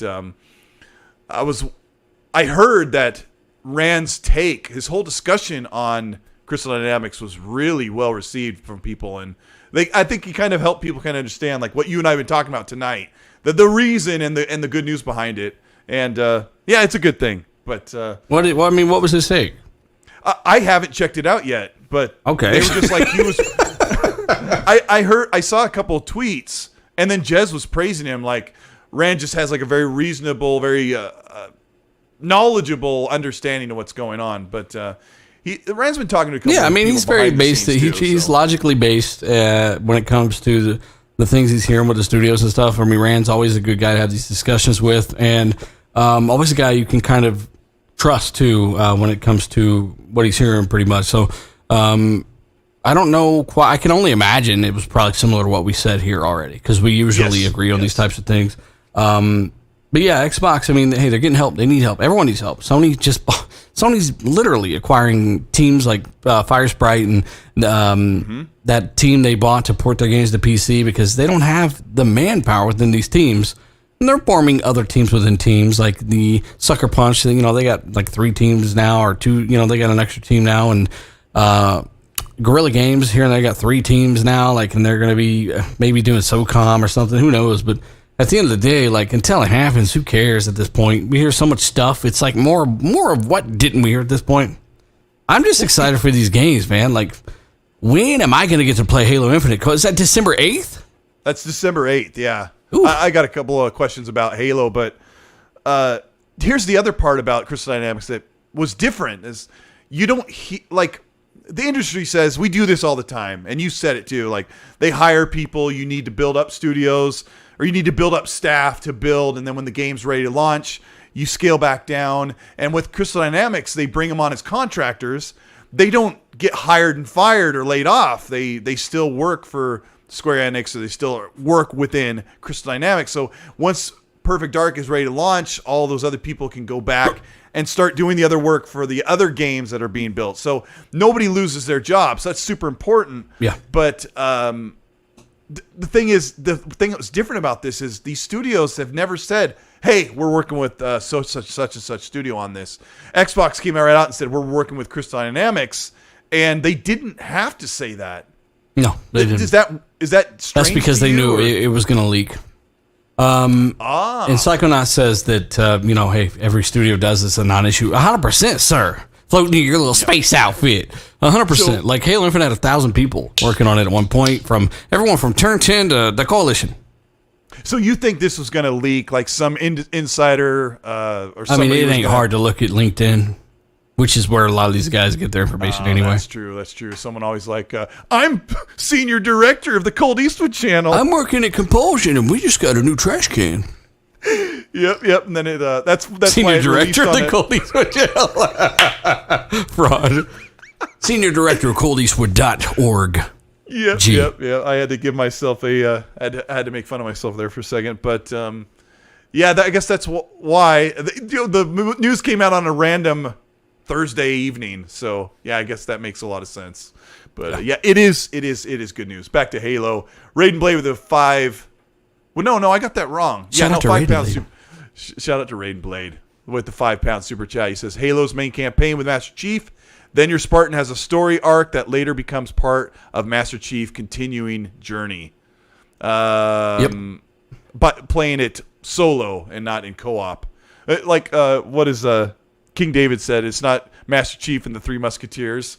It's not. But at the same time, nothing good comes out of saying that. Maybe I want Three Musketeers, and removing that option. They did that in the old. They patched it in later. So if you play Combat Evolved, when you and I were playing it in co-op, we went through the whole. Yeah, we went through the whole game. We would not have had as good a time in like Halo 2. Remember when we went back through that? But I was Halo 1 and you were I was Halo 2 and you were Halo 1. You remember Halo 2 though? Like we went back through that story with all those redone cutscenes, right? And we were like, holy crap, it's been so long since I played an Xbox game like this. And the experience would not have been what it was if we were not working together and doing this stuff together. And I've just like some people only played a multiplayer. If that were delayed, they'd be freaking out. But because co-op didn't affect them, they don't care. Yeah. And the vice versa. It's okay for people to want something and it's not there, especially as promised to launch. It's fine. But maybe I want Three Musketeers. That's all I'm saying. Maybe even though Candy Bar's trash, maybe I want something this time. How do they do that? Because 2, you played as Arbiter and 1 of you played as Chief. Actually, no. You both played. Yeah, that's right. 3 is where you could do it in co-op. It don't gotta make sense. Just make me a blue Master Chief. I don't give a shit. The same guy. Like, we know what's up here. Let you they gotta do that. Let you customize your campaign on your save file. Like literally, they have a million different combinations of armor and visors, and this is the perfect Halo to make co-op. And they are. It's just a little late. Anyway, we've been through this crap. We want it. It's a good thing people asked for it and did say something about it, and we're getting it. It's just a little late. That's all. Yeah, you get to the point where they've made up their mind, so I just kind of backed off. And we know why. The Halo co-op stuff is a result of tethering on the base Xbox One, and that's game design, not visuals. But it's an issue. Vis-a-vis the hard drive versus SSD tethering? Well, RAM. So that stuff affects RAM, and that, like I said, it's game design. So if it's an open world, you can remember split up why, as far as you want, and that could be a problem, huh? Yeah, unless they were going to do dedicated servers for co-op. Shout out to State of K2. Unless they were going to dedicate a service for co-op, which just do that. But apparently they don't. I want to know what happened to all those free servers for Xbox games they were touting in 2013. That disappeared quick. Like, developers can use dedicated servers on all the games for free. Terry Myerson, like, carrying those into his Toyota pickup? Terry Myerson threw him in the back of the pickup and drove off, did a burnout. Yeah, I don't know, man. Shout out to I'm going Terry to Zynga with Don Matrick. Yeah, shout out to the bowl cut in the submarine. Let's move. Psychonauts. Oh, my gosh. Psychonauts is a super chat, Colt. Oh, well, let's get to it. He says, shout out to my brother Colton Dealer. Of course, he's saying Crystal Dynamics and the Initiative are going to make one hell of a game. And that's super facts for Super Chat. Thanks for the Super Chat, Psychonauts. Yeah, I mean, really think about what you didn't like about the Avengers. Like, the game looks great. The combat has, I don't know, man. I just hope they nail it. It's another first-person shooter with Perfect Dark. That's what bothers people, but they got to make it something really special. Because this is like the poster child of Xbox's new initiative moving forward. So, ooh-wee. Yeah. Oh, yeah, exciting. So good. Purple Haze 4564, the $5 super chat. Thanks, buddy. He says, "What the heck, Colton Dealer? How come you didn't invite me, bro?" We did, man. You got the letter will be at your house in 3 days. We mailed it. It's gonna be a little late. Yeah. Join us. You think Microsoft will get a DC character exclusive to its platform? Oh, Dealer, that is a conversation you have had on RDX for like 3 weeks in a row. No. Like, people are saying, like, they need to do. No, they don't need to do shit. They just bought ZeniMax. They just did more for this brand in the same way that you guys are asking them to get a superhero. They just did more than this by acquiring Skyrim, Fallout. They spent $7+ billion, and they're spending more. They don't need to do nothing. But as an Xbox fan, as I said in my video on Sony Showcase, I would like a little piece of that pie. So go ahead and go to Disney and have them put it on Game Pass. You want him to get like a Star no, just do that. You're trying to find a loophole like you did with MLB The Show. I don't know. Just get it. I know it's not going to happen, but I'm just saying, as an Xbox fan, it's okay to feel that way. It's okay to want a piece of pie. It's okay to want Wolverine and Spider-Man. There's a reason I was excited for Arkham, right? And the last Spider-Man, and because I like those types of games, but even if we don't have any, they don't need them, but I would like them. And I don't think they need a competitor to that. They've got the most valuable IP in the history of gaming right now, and they just acquired a bunch more from ZeniMax, and we'll see what kind of quality content they put out. I mean, some of those IPs that Xbox has are bigger than Fallout, Sky, the Elder Scrolls, they're huge. Doom, Wolfenstein. But isn't that like the nature of like, you got two competing consoles, and so one fan's like, "What? They're getting Wolverine? I want Aquaman. We need an exclusive Aquaman game now." No, we don't need it. But would it be nice to have a piece of that pie? Yes, it sure would, Microsoft. Well, isn't it? It's good bragging rights though for PlayStation to say, "Hey, we've got Spider-Man, and now we have Wolverine, and those are two really cool characters." Yeah. And Xbox has Raz from Psychonauts 2. But if Spider-Man did a backflip and landed in the shape of a 63 Metascore, no one would care. So it's got to be quality for one, and that's already assumed. Yes. Yes. But yeah, it's all about, hey, we want a quality game, and some of those guys, they want to be able to brag on that stuff. I just want to be able to, I don't care if it's third party or not. I want a Batman game. I want a Spider-Man game. And if I don't have it on Xbox, that sucks. So that's where I want to play it. Speaking of Batman, what are the flying backflip chances of Xbox trying to get a hold of WB so they can grab Batman and make an exclusive game, so they can say, "Here, you get this. We got you." Who knows? Their plans are much bigger than WB. Yeah, I mean they can afford it. They can afford to buy the rights to this podcast. $3? Yeah, $6. Risk it for the biscuit. A new friend. He's an Australian bloke. Don't make fun of him. No, I'm kidding. He's great. He says, "Dealer, why can't I super chat on RDX?"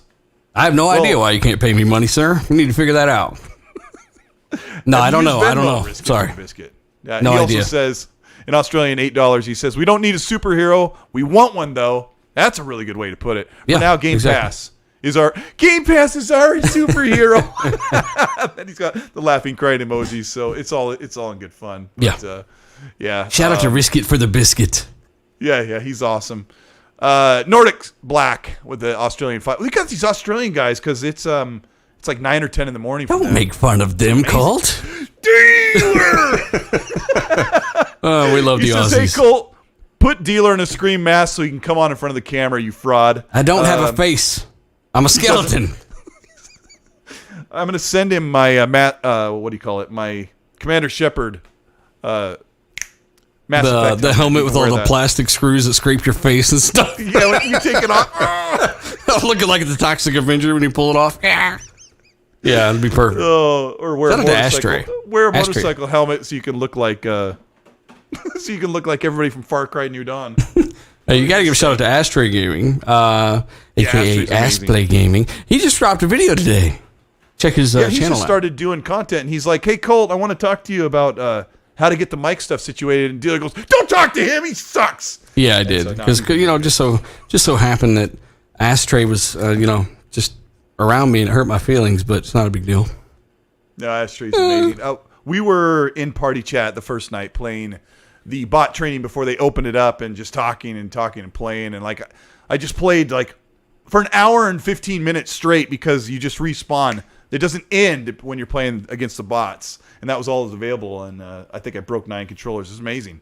But let's see. We got Gone Mad for the $5. He says, Fraud Wrangler, a.k.a. Dealer Gaming. And then I don't know what this is about, Dealer. Baby carrots. Carrots. So basically he's saying that I wrangled Zocker up out of nowhere and Zocker's a fraud.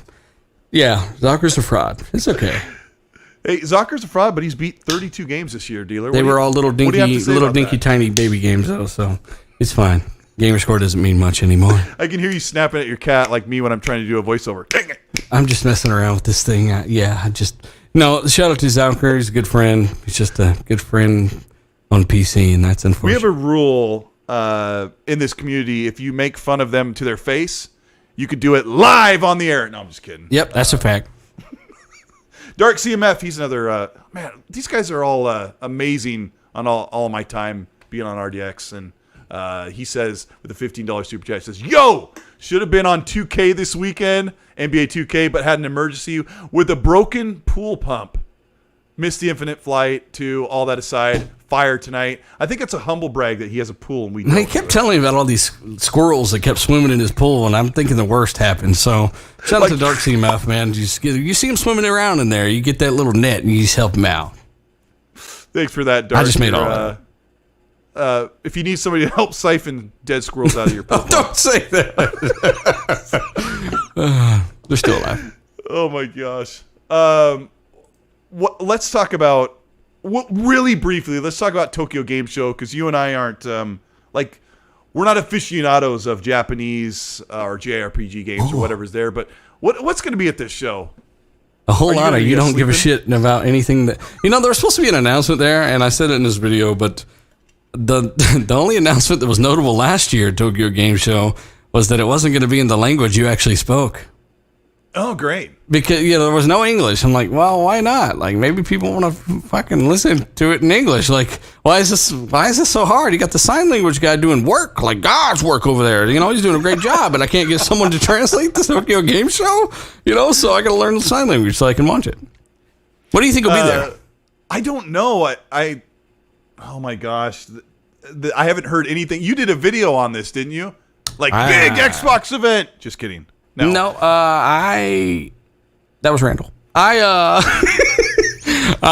Microsoft talks about Xbox event. That's what it was called, yeah. And they did say that there would be an announcement there, or a hint that there would be an announcement there. And that's when I said, well, just keep in mind that the only announcement they'll probably have there is an announcement that this region probably won't care about. It's an announcement over there for a reason. Didn't our boy Aaron Greenberg say temper expectations on that one, or was that Gamescom only? Well, shout out to Aaron, but he had said that before, and something, some decent stuff had been announced at some of these shows. That is his MO. Yeah. You got to make up your mind, Aaron. Shout out to Aaron. He's we were talking that recently, but he's Aaron having fun on Twitter and just keeping people on their toes. I don't expect anything to be there really because it's Tokyo Game Show. That's why. Yeah. What's the most significant thing announced at Tokyo Game Show, like, ever? Somebody in the chat, you're going to Google it right now, and I'm sure one of you will find something that's like, wow, that's cool, but, other than that, like, recent history, anytime this past generation, like, I don't remember much being announced there that we would care about too much, and that's all relative, but, of course, Grand Theft Auto is not going to show up at Tokyo Game Show. Revolution 2021 or something? Yeah. Amazing. Shower with Your Dad 3. Anything else?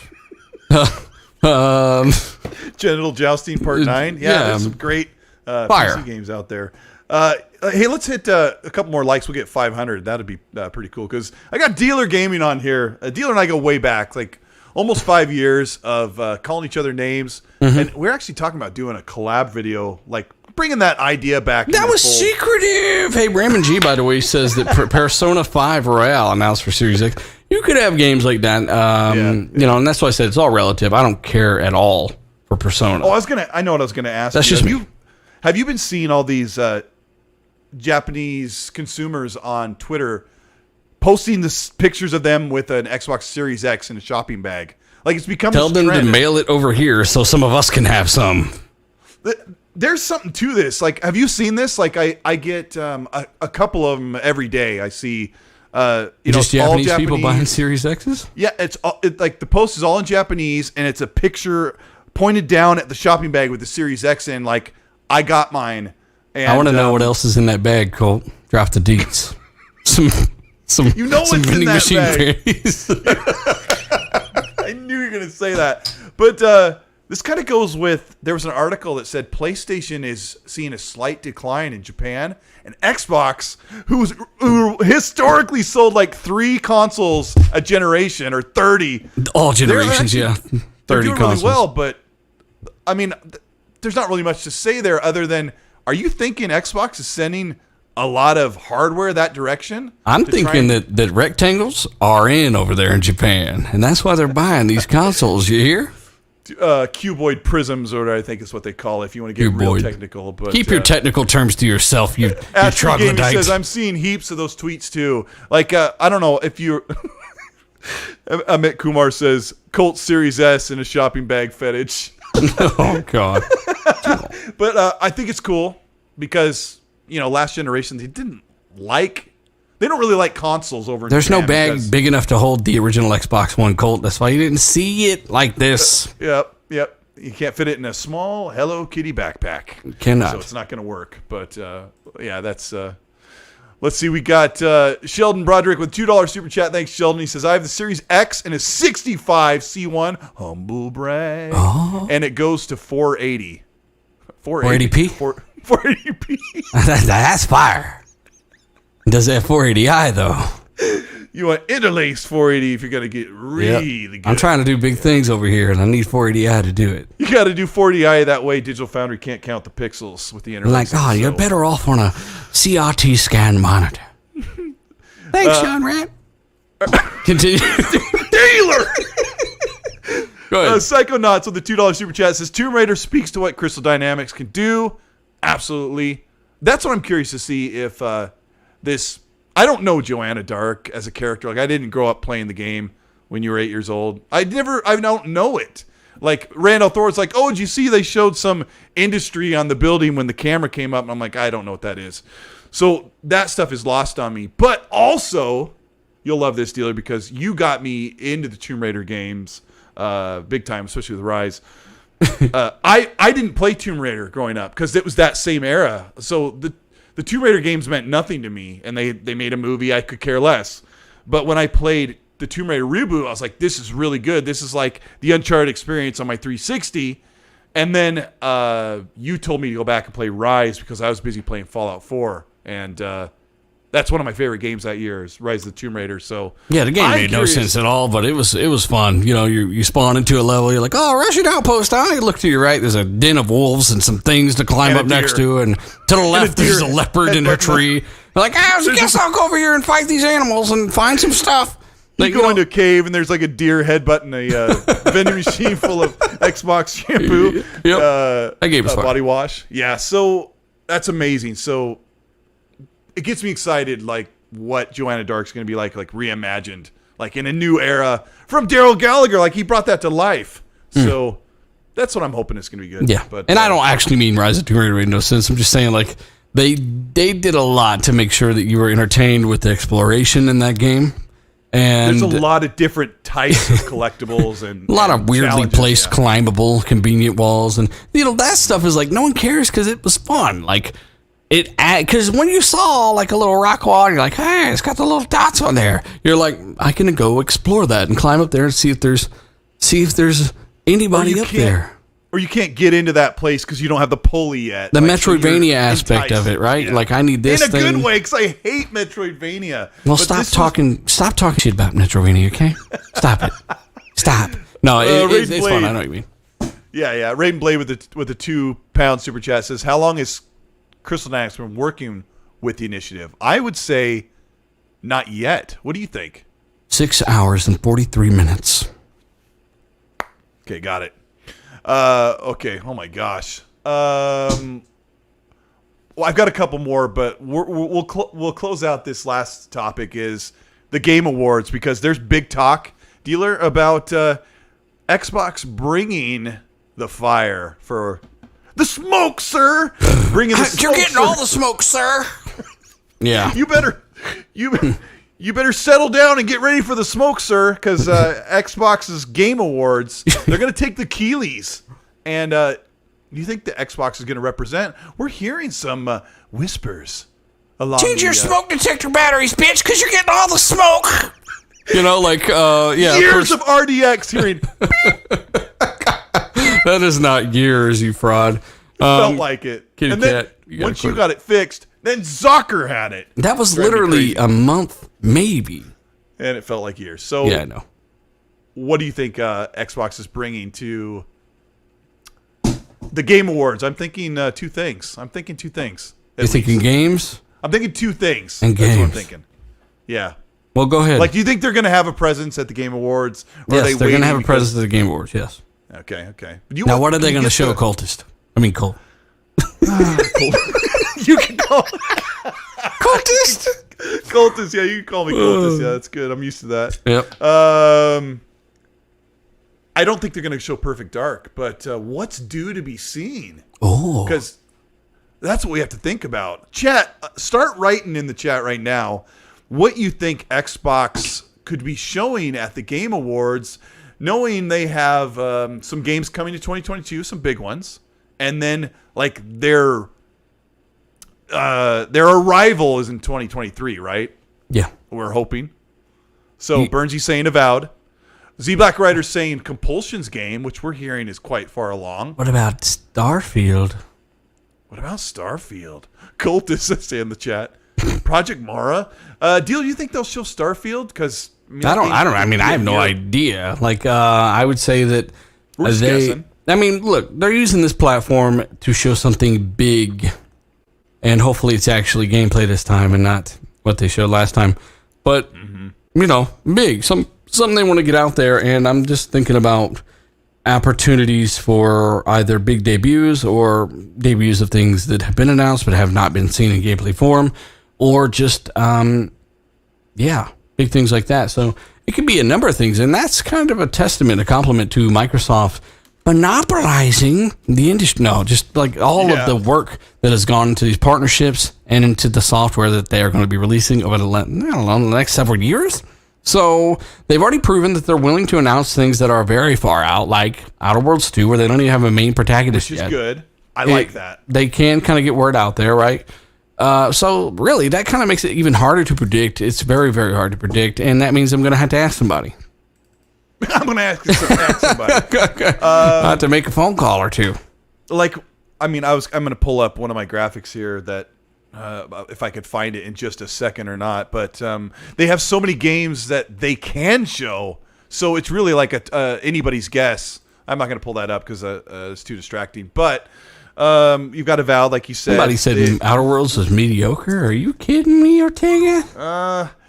Well, Outer Worlds doesn't do what most games it do. It's kind of it's pared down, but I really liked it. I would take Fallout 4 over any day, but that's also a much larger studio. I mean, Outer Worlds is made with 70 people or whatever.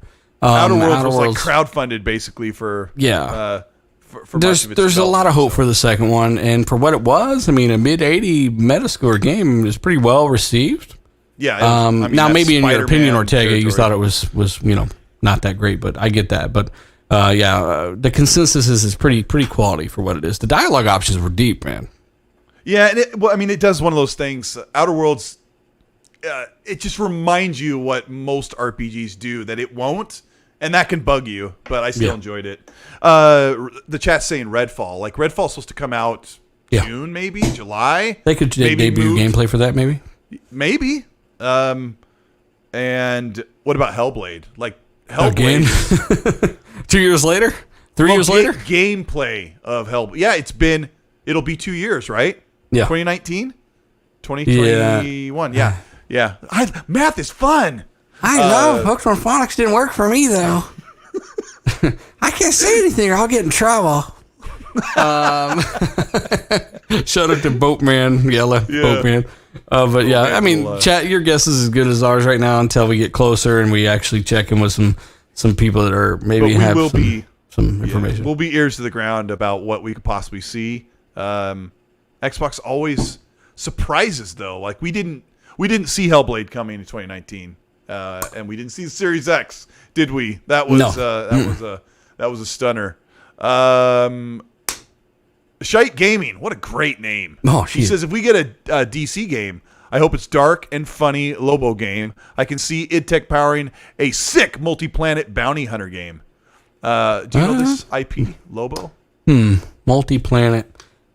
You'd have to define that because id Tech is built for the opposite of multi-planet of right level per level. Yeah. And that's why it runs at 60 and 120 on. But it's a phenomenally scalable and just efficient engine, like it's doing things no other engine is really doing right now. But I don't really care about the engine. We've seen everything from Sea of Thieves, State of Decay 2, Days Gone, and Arkham built on Unreal, right? I mean, engines really are in the eye of the beholder, and it's really about how easy they are to work with. Tool. Yeah, so they can have an art design like Bugsnax, all the way up to something like we've seen with AAA visuals. And it's the same exact engine, so I don't really care as much about that. But a Lobo game, I would leave that to a smaller studio if they were I think that's one thing about WB and Discovery and all that stuff is if that stuff does go up, like let some of these smaller teams build games around these characters and really innovate and introduce more, because that's the only way you're getting $100 million, $40 million spent on a Lobo game, is you're not. Mm-hmm. And that's my point, is you need a smaller team to take a risk and dive into something like that. And I just don't know who's willing to build that or where those people are. Would be cool, though. I think it's a cool comment. Mm-hmm. Yeah, I totally agree about the engine thing. It doesn't even matter. Yeah, I just want the right studio on it. Like, that's really what you got to do. If you're looking at Xbox making the game, you got to look at that list of studios and take a guess. Like, who do you want making that game? Who would knock a superhero game out of the park? And when I look at the studios, Dealer, I can't really think of who would be the best fit. Like, you got to give it to Coalition and get them off the ground. Like, they're boots on the ground with gears. I want to see what they can do when they can get a character off of those heavy combat boots and out and around. You know what I mean? You know what I'm saying? As long as it doesn't end up like Vanquish and you're on your knees skidding around like a moron, they can do whatever they want to do. I think that the Playground team, right? We Are Playground Games on Twitter. They are going to show people that a team that has only ever built racing games, and even their lineage of their employees, primarily racing games, they're going to show you that with some acquired help and talent, some direction from Ralph Fulton, that they're going to build an RPG game, and it's probably going to turn out pretty good. So really, you can't really define a studio by their last game or even their last 5 games. There's a number of variables that can make them make random stuff. From racing to RPG. We'll see how it goes, and there's no cause for concern. They got Arkham, BioShock, Red Dead talent, and more there. Yeah, and somebody showed me a list. I don't know if it's true or not, but they showed 20 people who have left the initiative out of the 75, and one of them, of course, Drew Murray. And I assume that list is real, but I also assume that it's normal for people that work in a studio to go find another job somewhere else or get a better offer or say, I don't like it here. And it happens at every studio, and the games still come out the way they're going to come out. A lot more people than that are going to leave the studio as well. Like, there's the guy that places plants everywhere. He might leave. You just never know. But who left? That's what I would have to see. I would want to know if the lead artists from Uncharted are still there. I would want to know if the lead producer from God of War 2018 is still there. I would want to know what they did. Ragnarok's not Barlog, and it's still going to be awesome. Yeah, the lead producer went to the initiative, though, right? And that's not the creative director. That's not Barlog or the guy that's there now. But I'm just saying, like, the lead producer of God of War 2018 went to the initiative. And it's like, is he still there? What's he doing? Like, that's the kind of people I want to stay there, and I want them to build a franchise. That's why with Drew Murray, I was kind of like, I don't know, Sunset Overdrive, stuff like that. I want like this big, awesome game, but I can't say what I just said about studios and Playground and then kind of be so skeptical on Drew Murray's creation at the initiative, because every game's different. Now, it was a little spooky when his kid was playing, and he's like, yeah, wee! That's not what I'm looking for. That was a concern, because I followed Drew Murray for a while, and he followed me, or still does. And so I saw a lot of his posts, and he was playing Animal Crossing, and he was sharing these E for Everyone games, which is fine. But you always put 2 and 2 together. Like, you start to do the math, like, wait, is that what he likes? And is that what he's making? Like, you put these dumb, like, you have to fill in the blanks. It just happens, but I don't know. I'm sure the game will be fine. That's our point. Yeah, I mean, because we already harped for like an hour about how when you look at Tomb Raider and Crystal Dynamics, like, you already know they're going to make something really cool, and Daryl makes a mature, awesome game. So we just have to wait to see it. Let's see, Raiden Blade with the £2 super chat says, do you think Crystal Dynamics initiative working for less than 2 years? I think I'm just going to keep saying probably 3 years. Because, right, Dealer, they built the game, they concepted it, they went through the whiteboard, and they got to a point where you could actually put on controller and play the game. So it's down to Crystal Dynamics to make it look great, do all the motion capture, all the facial stuff, like all that stuff. The high production stuff that 70 people aren't doing. Risk It for the Biscuit with the 8 Australian Super Chat says, so, boys, is Xbox buying Crystal Dynamics? What do you think? If it hits, I think they are. Dealer, make a definitive decision. Make a definitive decision for Phil Spencer himself. Can you tell Phil to buy every studio? Look, Phil can't rescue everybody. It ain't Phil's responsibility to buy everybody. And just because it seems like a great idea and they want to do it, don't mean they can do it. So if they do it, who knows? What I do know is that team is not going to stay 75 small and agile forever. There is no team like that is. What they're going to do is have a base team of around that size, most likely, and scale up from there. So would it be cool to acquire a very expensive group of AAA developers that have experience working with the head of Square Enix, who is now following and leading the initiative studio for Microsoft? That would be extremely convenient and not a bad purchase. But how exactly are they invested in currently? How heavily does Square Enix have to do with where they go and what they do? I haven't looked into any of that stuff. At this point, I don't even care. I just want to play Horizon. I just want to play Halo. Why do we care about like the intricacies of who works where and who's going to stay? I just want to go and play some games on this steak. Yeah, we do get a shout out to Tubbs in the chat. Dealer Tubbs is in the chat. The guy who said, "Hey, don't take it personally, you pansies." Classic dude. Shout out to Tubbies. Shout out to you, sir. We got. The Australian guys are in full force, whether you make fun of them or not. I did not. Australian guys, unite and roll out. Australia, transform and roll out. Decimator 808 says, "See, this is the way it's supposed to be. You two bounce off each other so well, and it makes it a fun cast. Hi from Oz." Because that's the American way. Because that's the American way. Yeah, learn that, you Australians. Learn how to do it the American way. No, I'm just joking.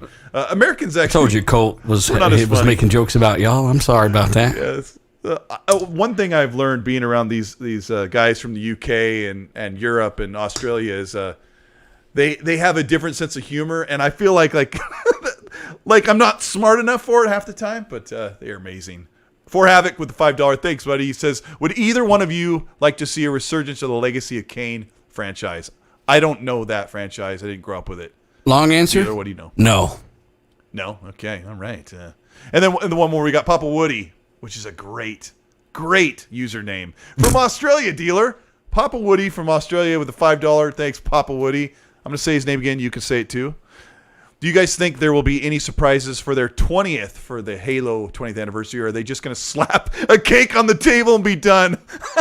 The surprise is that it's actually going to come out and without a co-op. The surprise is going to be that there isn't a surprise, and you can get the console and the controller and Halo and have fun. And they'll show gameplay, right? They don't need a surprise. Like, it's just a birthday. Like, not everyone does this stuff every year. They've got a lot of stuff going on. They got a custom console, and you can't even get the regular console. That's a surprise right there.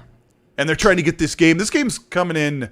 They're going to make it December 8th. Like, they've made their mind up, and they just need to get it done. They want it to look the best. So far, it's looking great.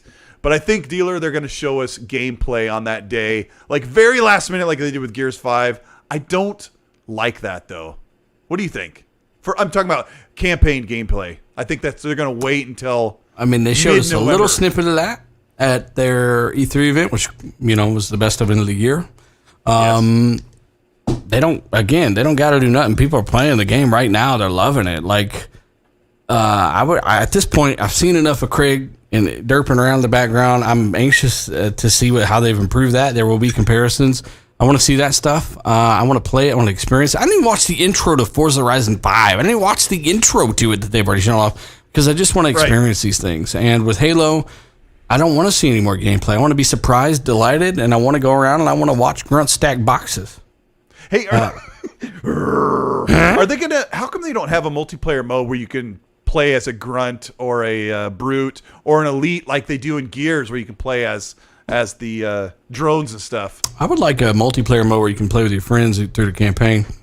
Sorry, it's my last one. It's my last jab. I'm sorry. Okay, no, I would like. I don't know. I don't think anybody in their right mind wants to play as a Grunt. We want to play as an Elite. Damn it. Yeah. Just running around blowing yourself up, dying instantly. Like, Master Chief dominates Grunt so hard, you're dead instantly if you play as a Grunt in that game. We all know it. No, you just spawn in with 2 plasma. You go, yeah, perfect. Raid Blade with the £2 says Halo 20 will be celebrated with Destiny 2 crossover. No, don't do that. Raymond G says, "Dealer, get your camera, sir." I'm a skeleton. He's a he's a digital form of a vampire. If it's really weird when I drink on cam, it just goes through my bones. Yeah, it's just odd. Yeah, it's like a mirror, so you just see right through. Like if he's wearing a hoodie, that's all you see is an empty hoodie. Yeah. Dealer, this has been a really good show. Let me ask one last question before we go. Am I allowed to be on RDX at least one time soon? No. Dang it. Yeah, well, I mean, yes. We talked about this recently. And the move's done and all that stuff, and I've been trying to have some people from the community on that, like we had Titan Drago on recently just because we were having fun playing Orcs Must Die. And, I'm going to have KY Bob on just because he's a good friend, and we're going to have Gods Geeks on just because I've been saying that for months. And, I haven't heard from him recently, so we'll probably have him on whenever he reaches out. But, I mean, maybe we can do like this. Not tomorrow because you'll melt, remember? But definitely like in the next week or two. Like when Redfall comes out or something? Yeah, like next year. I want to do the same thing like you and I have been talking about because I've been asking you about what it's like to run a show, and now I know what it's like to have your arms going everywhere. But getting like some of these amazing people that we talk to in the community on the show, because we talk to some of these people in Party Chat on Xbox. They're freaking hilarious. So what have you been playing besides Halo Infinite? I've been playing everything. That's the problem. So we were playing a little bit of 2K22. They fixed the stupid broadcast camera and the team up finally. But the rest of the game has, something you don't want. And of course, we've been playing Halo Infinite multiplayer. That stupid Planet Coaster. I was playing more of that recently today, yesterday, the day before. I was playing Jedi Fallen Order. We were playing Forza Motorsport. Me and Chris Cornell were playing the old Motorsport from 2017. It's been 4 years since we've had a Motorsport. Yeah. I mean, it's time. Like, we need Motorsport. So good. Horizon 4, I was playing yesterday. Batman Arkham Asylum, I just ran through that again 3 days ago. Arkham City, we started yesterday. You did? Inside, I'm almost done with that. I mean, I beat Inside when it came out, but I'm going through it again. I mean, my gamer card's open, guys. I'm assuming this is part of an outro. He didn't really say, I don't think he said, but I'm assuming it's part of an outro. I was. You can follow me at dealer_gaming on Twitter. And of course, II space dealer space II. You can check out my gamer card, what we've been playing. Of course, Call of Duty. And man, I need to finish up Doom Eternal again. This is a ray tracing patch. I'm really far through that. Jeez. There's so much. And it's quick resume. What a feature. Like I can just, someone goes and like, I gotta grab a drink. We're waiting on a lobby in 2K. Like, boot up a different game and literally start playing it. And 10 minutes later, when that person remembers they're supposed to be on Xbox, we go back and we start back playing what we were playing or whatever. It's like, it's just so cool having these consoles out and just being able to enjoy it. But what's not enjoyable is jumping back into a game like Assassin's Creed Valhalla. Not Valhalla. I mean the great one, Odyssey. Now 60 frames on your consoles. Yeah. Series S even. Oh, World War Z is a big one we've been playing lately with that new Aftermath update. Oh, yeah. With the first-person mode. And Grinnell and a bunch of other people. Yeah, we're playing that today. Zalker was in there, Lethal, all these guys. I mean, it's Obi-Wan was even in there today. You were in there until you fell asleep like a troglodyte. I did. That's so good, yeah. World War Z's fun. I could go on all day about what we've been playing. But again, just check it out, the gamer card and Odyssey. Try to jump back into that. I'm in the middle of that damn three-headed dog battle. I'm like, I don't remember how to play this. It's been a year since I played this game. Battle. Yep, that one. That's such a great game. It's such a great time to be a gamer with this kind of hardware. 60 frames per second, even on Series S. I'm checking out Jedi Fallen Order even on Series S in the bedroom on the B7 65 and. That game, 60 frames even on a $300 entry model. I mean, it's just such a good time. The frames are holding up. Yeah. They are. So, again, you can follow me there. Of course, YouTube, Dealer Gaming. Just type it in, look past the exposed videos, and, of course, you'll find my channel, and you can... You don't have any... That's me. You don't have any of those. You're right. I have very My few, son's like, Dad, how come when I search you up on YouTube, it says Colt Eastwood Exposed? I'm like, son! Half the idiots that do that, though, they're just misquoting you, taking the crap out of context, or just lying about what you said.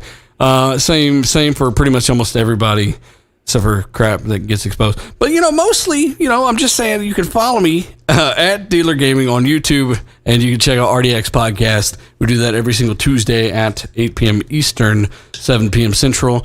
And I try to do 1 to 2 production videos a week, which is what I prefer to do. Show gameplay, show, what I like seeing as a gamer, and that's apparently some World War Z footage in my last video, along with like 3 or 4 or 5 other games. So check it out. Let us know your thoughts, and thanks for supporting what we do, guys. It's you guys in the chat that enable us to do this stuff. So just thank you for what you do. 103,000 subscribers, which is not an easy task when you covered an Xbox that was just getting moving. So yeah. did you ever get your plaque, dealer? I forgot to reorder that. Apparently I just never got it, but I moved around the same time. So they said you can reorder. Some bums got it like behind who's Jack in the Box. He's like, who's doing gaming? Yeah, like I don't know, but I have to reorder it at my new address, and I'll hang that up over the toilet. That's awesome. No, shout out to everybody though that helped us get there. Shout out to Sean LeBrie. And shout out to you, Colt, for your show. Gollum is debating Ainsley on Gollum's show. I don't know who Gollum is. My precious.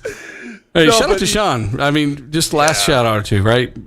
Sean, because, this is my last show ever, right? Sean LeBrie, the guy that makes artwork for us and does such a phenomenal job, such a nice Christian man. And of course, we've got to give a shout out. Console War. Yeah, he's savage.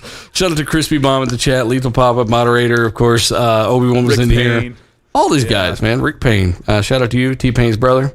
And just follow me there. You can find me. Colt, congrats on the channel and keep going, man, the podcast. And you did check out Colt's last podcast, The Artful Escape, so we can get that thing past 3,000 views. Jeez, yeah, that was... I'm just kidding. It was a good show. Oh my gosh, it's amazing.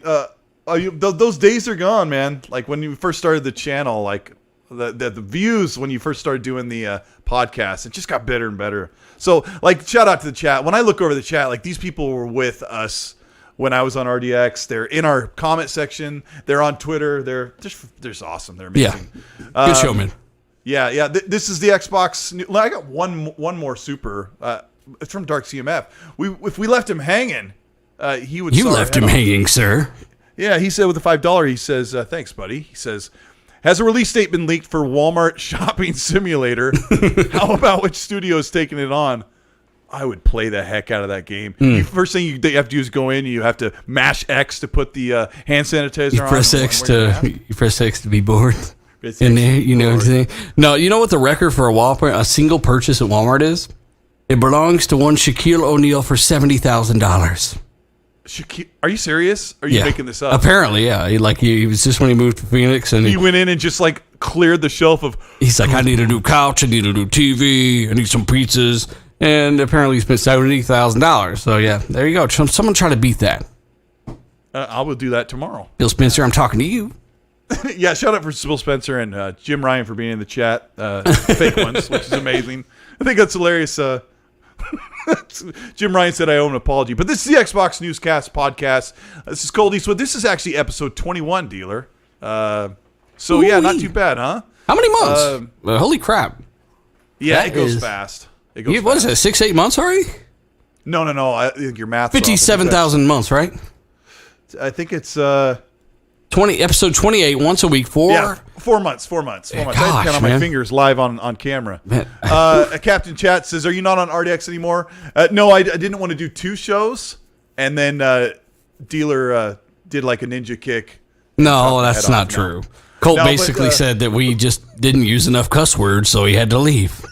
No, shout out to Captain Jack. We explained this multiple shows, sir. Thanks for watching those. No, shout out to everybody in the chat. Seriously, awesome chat.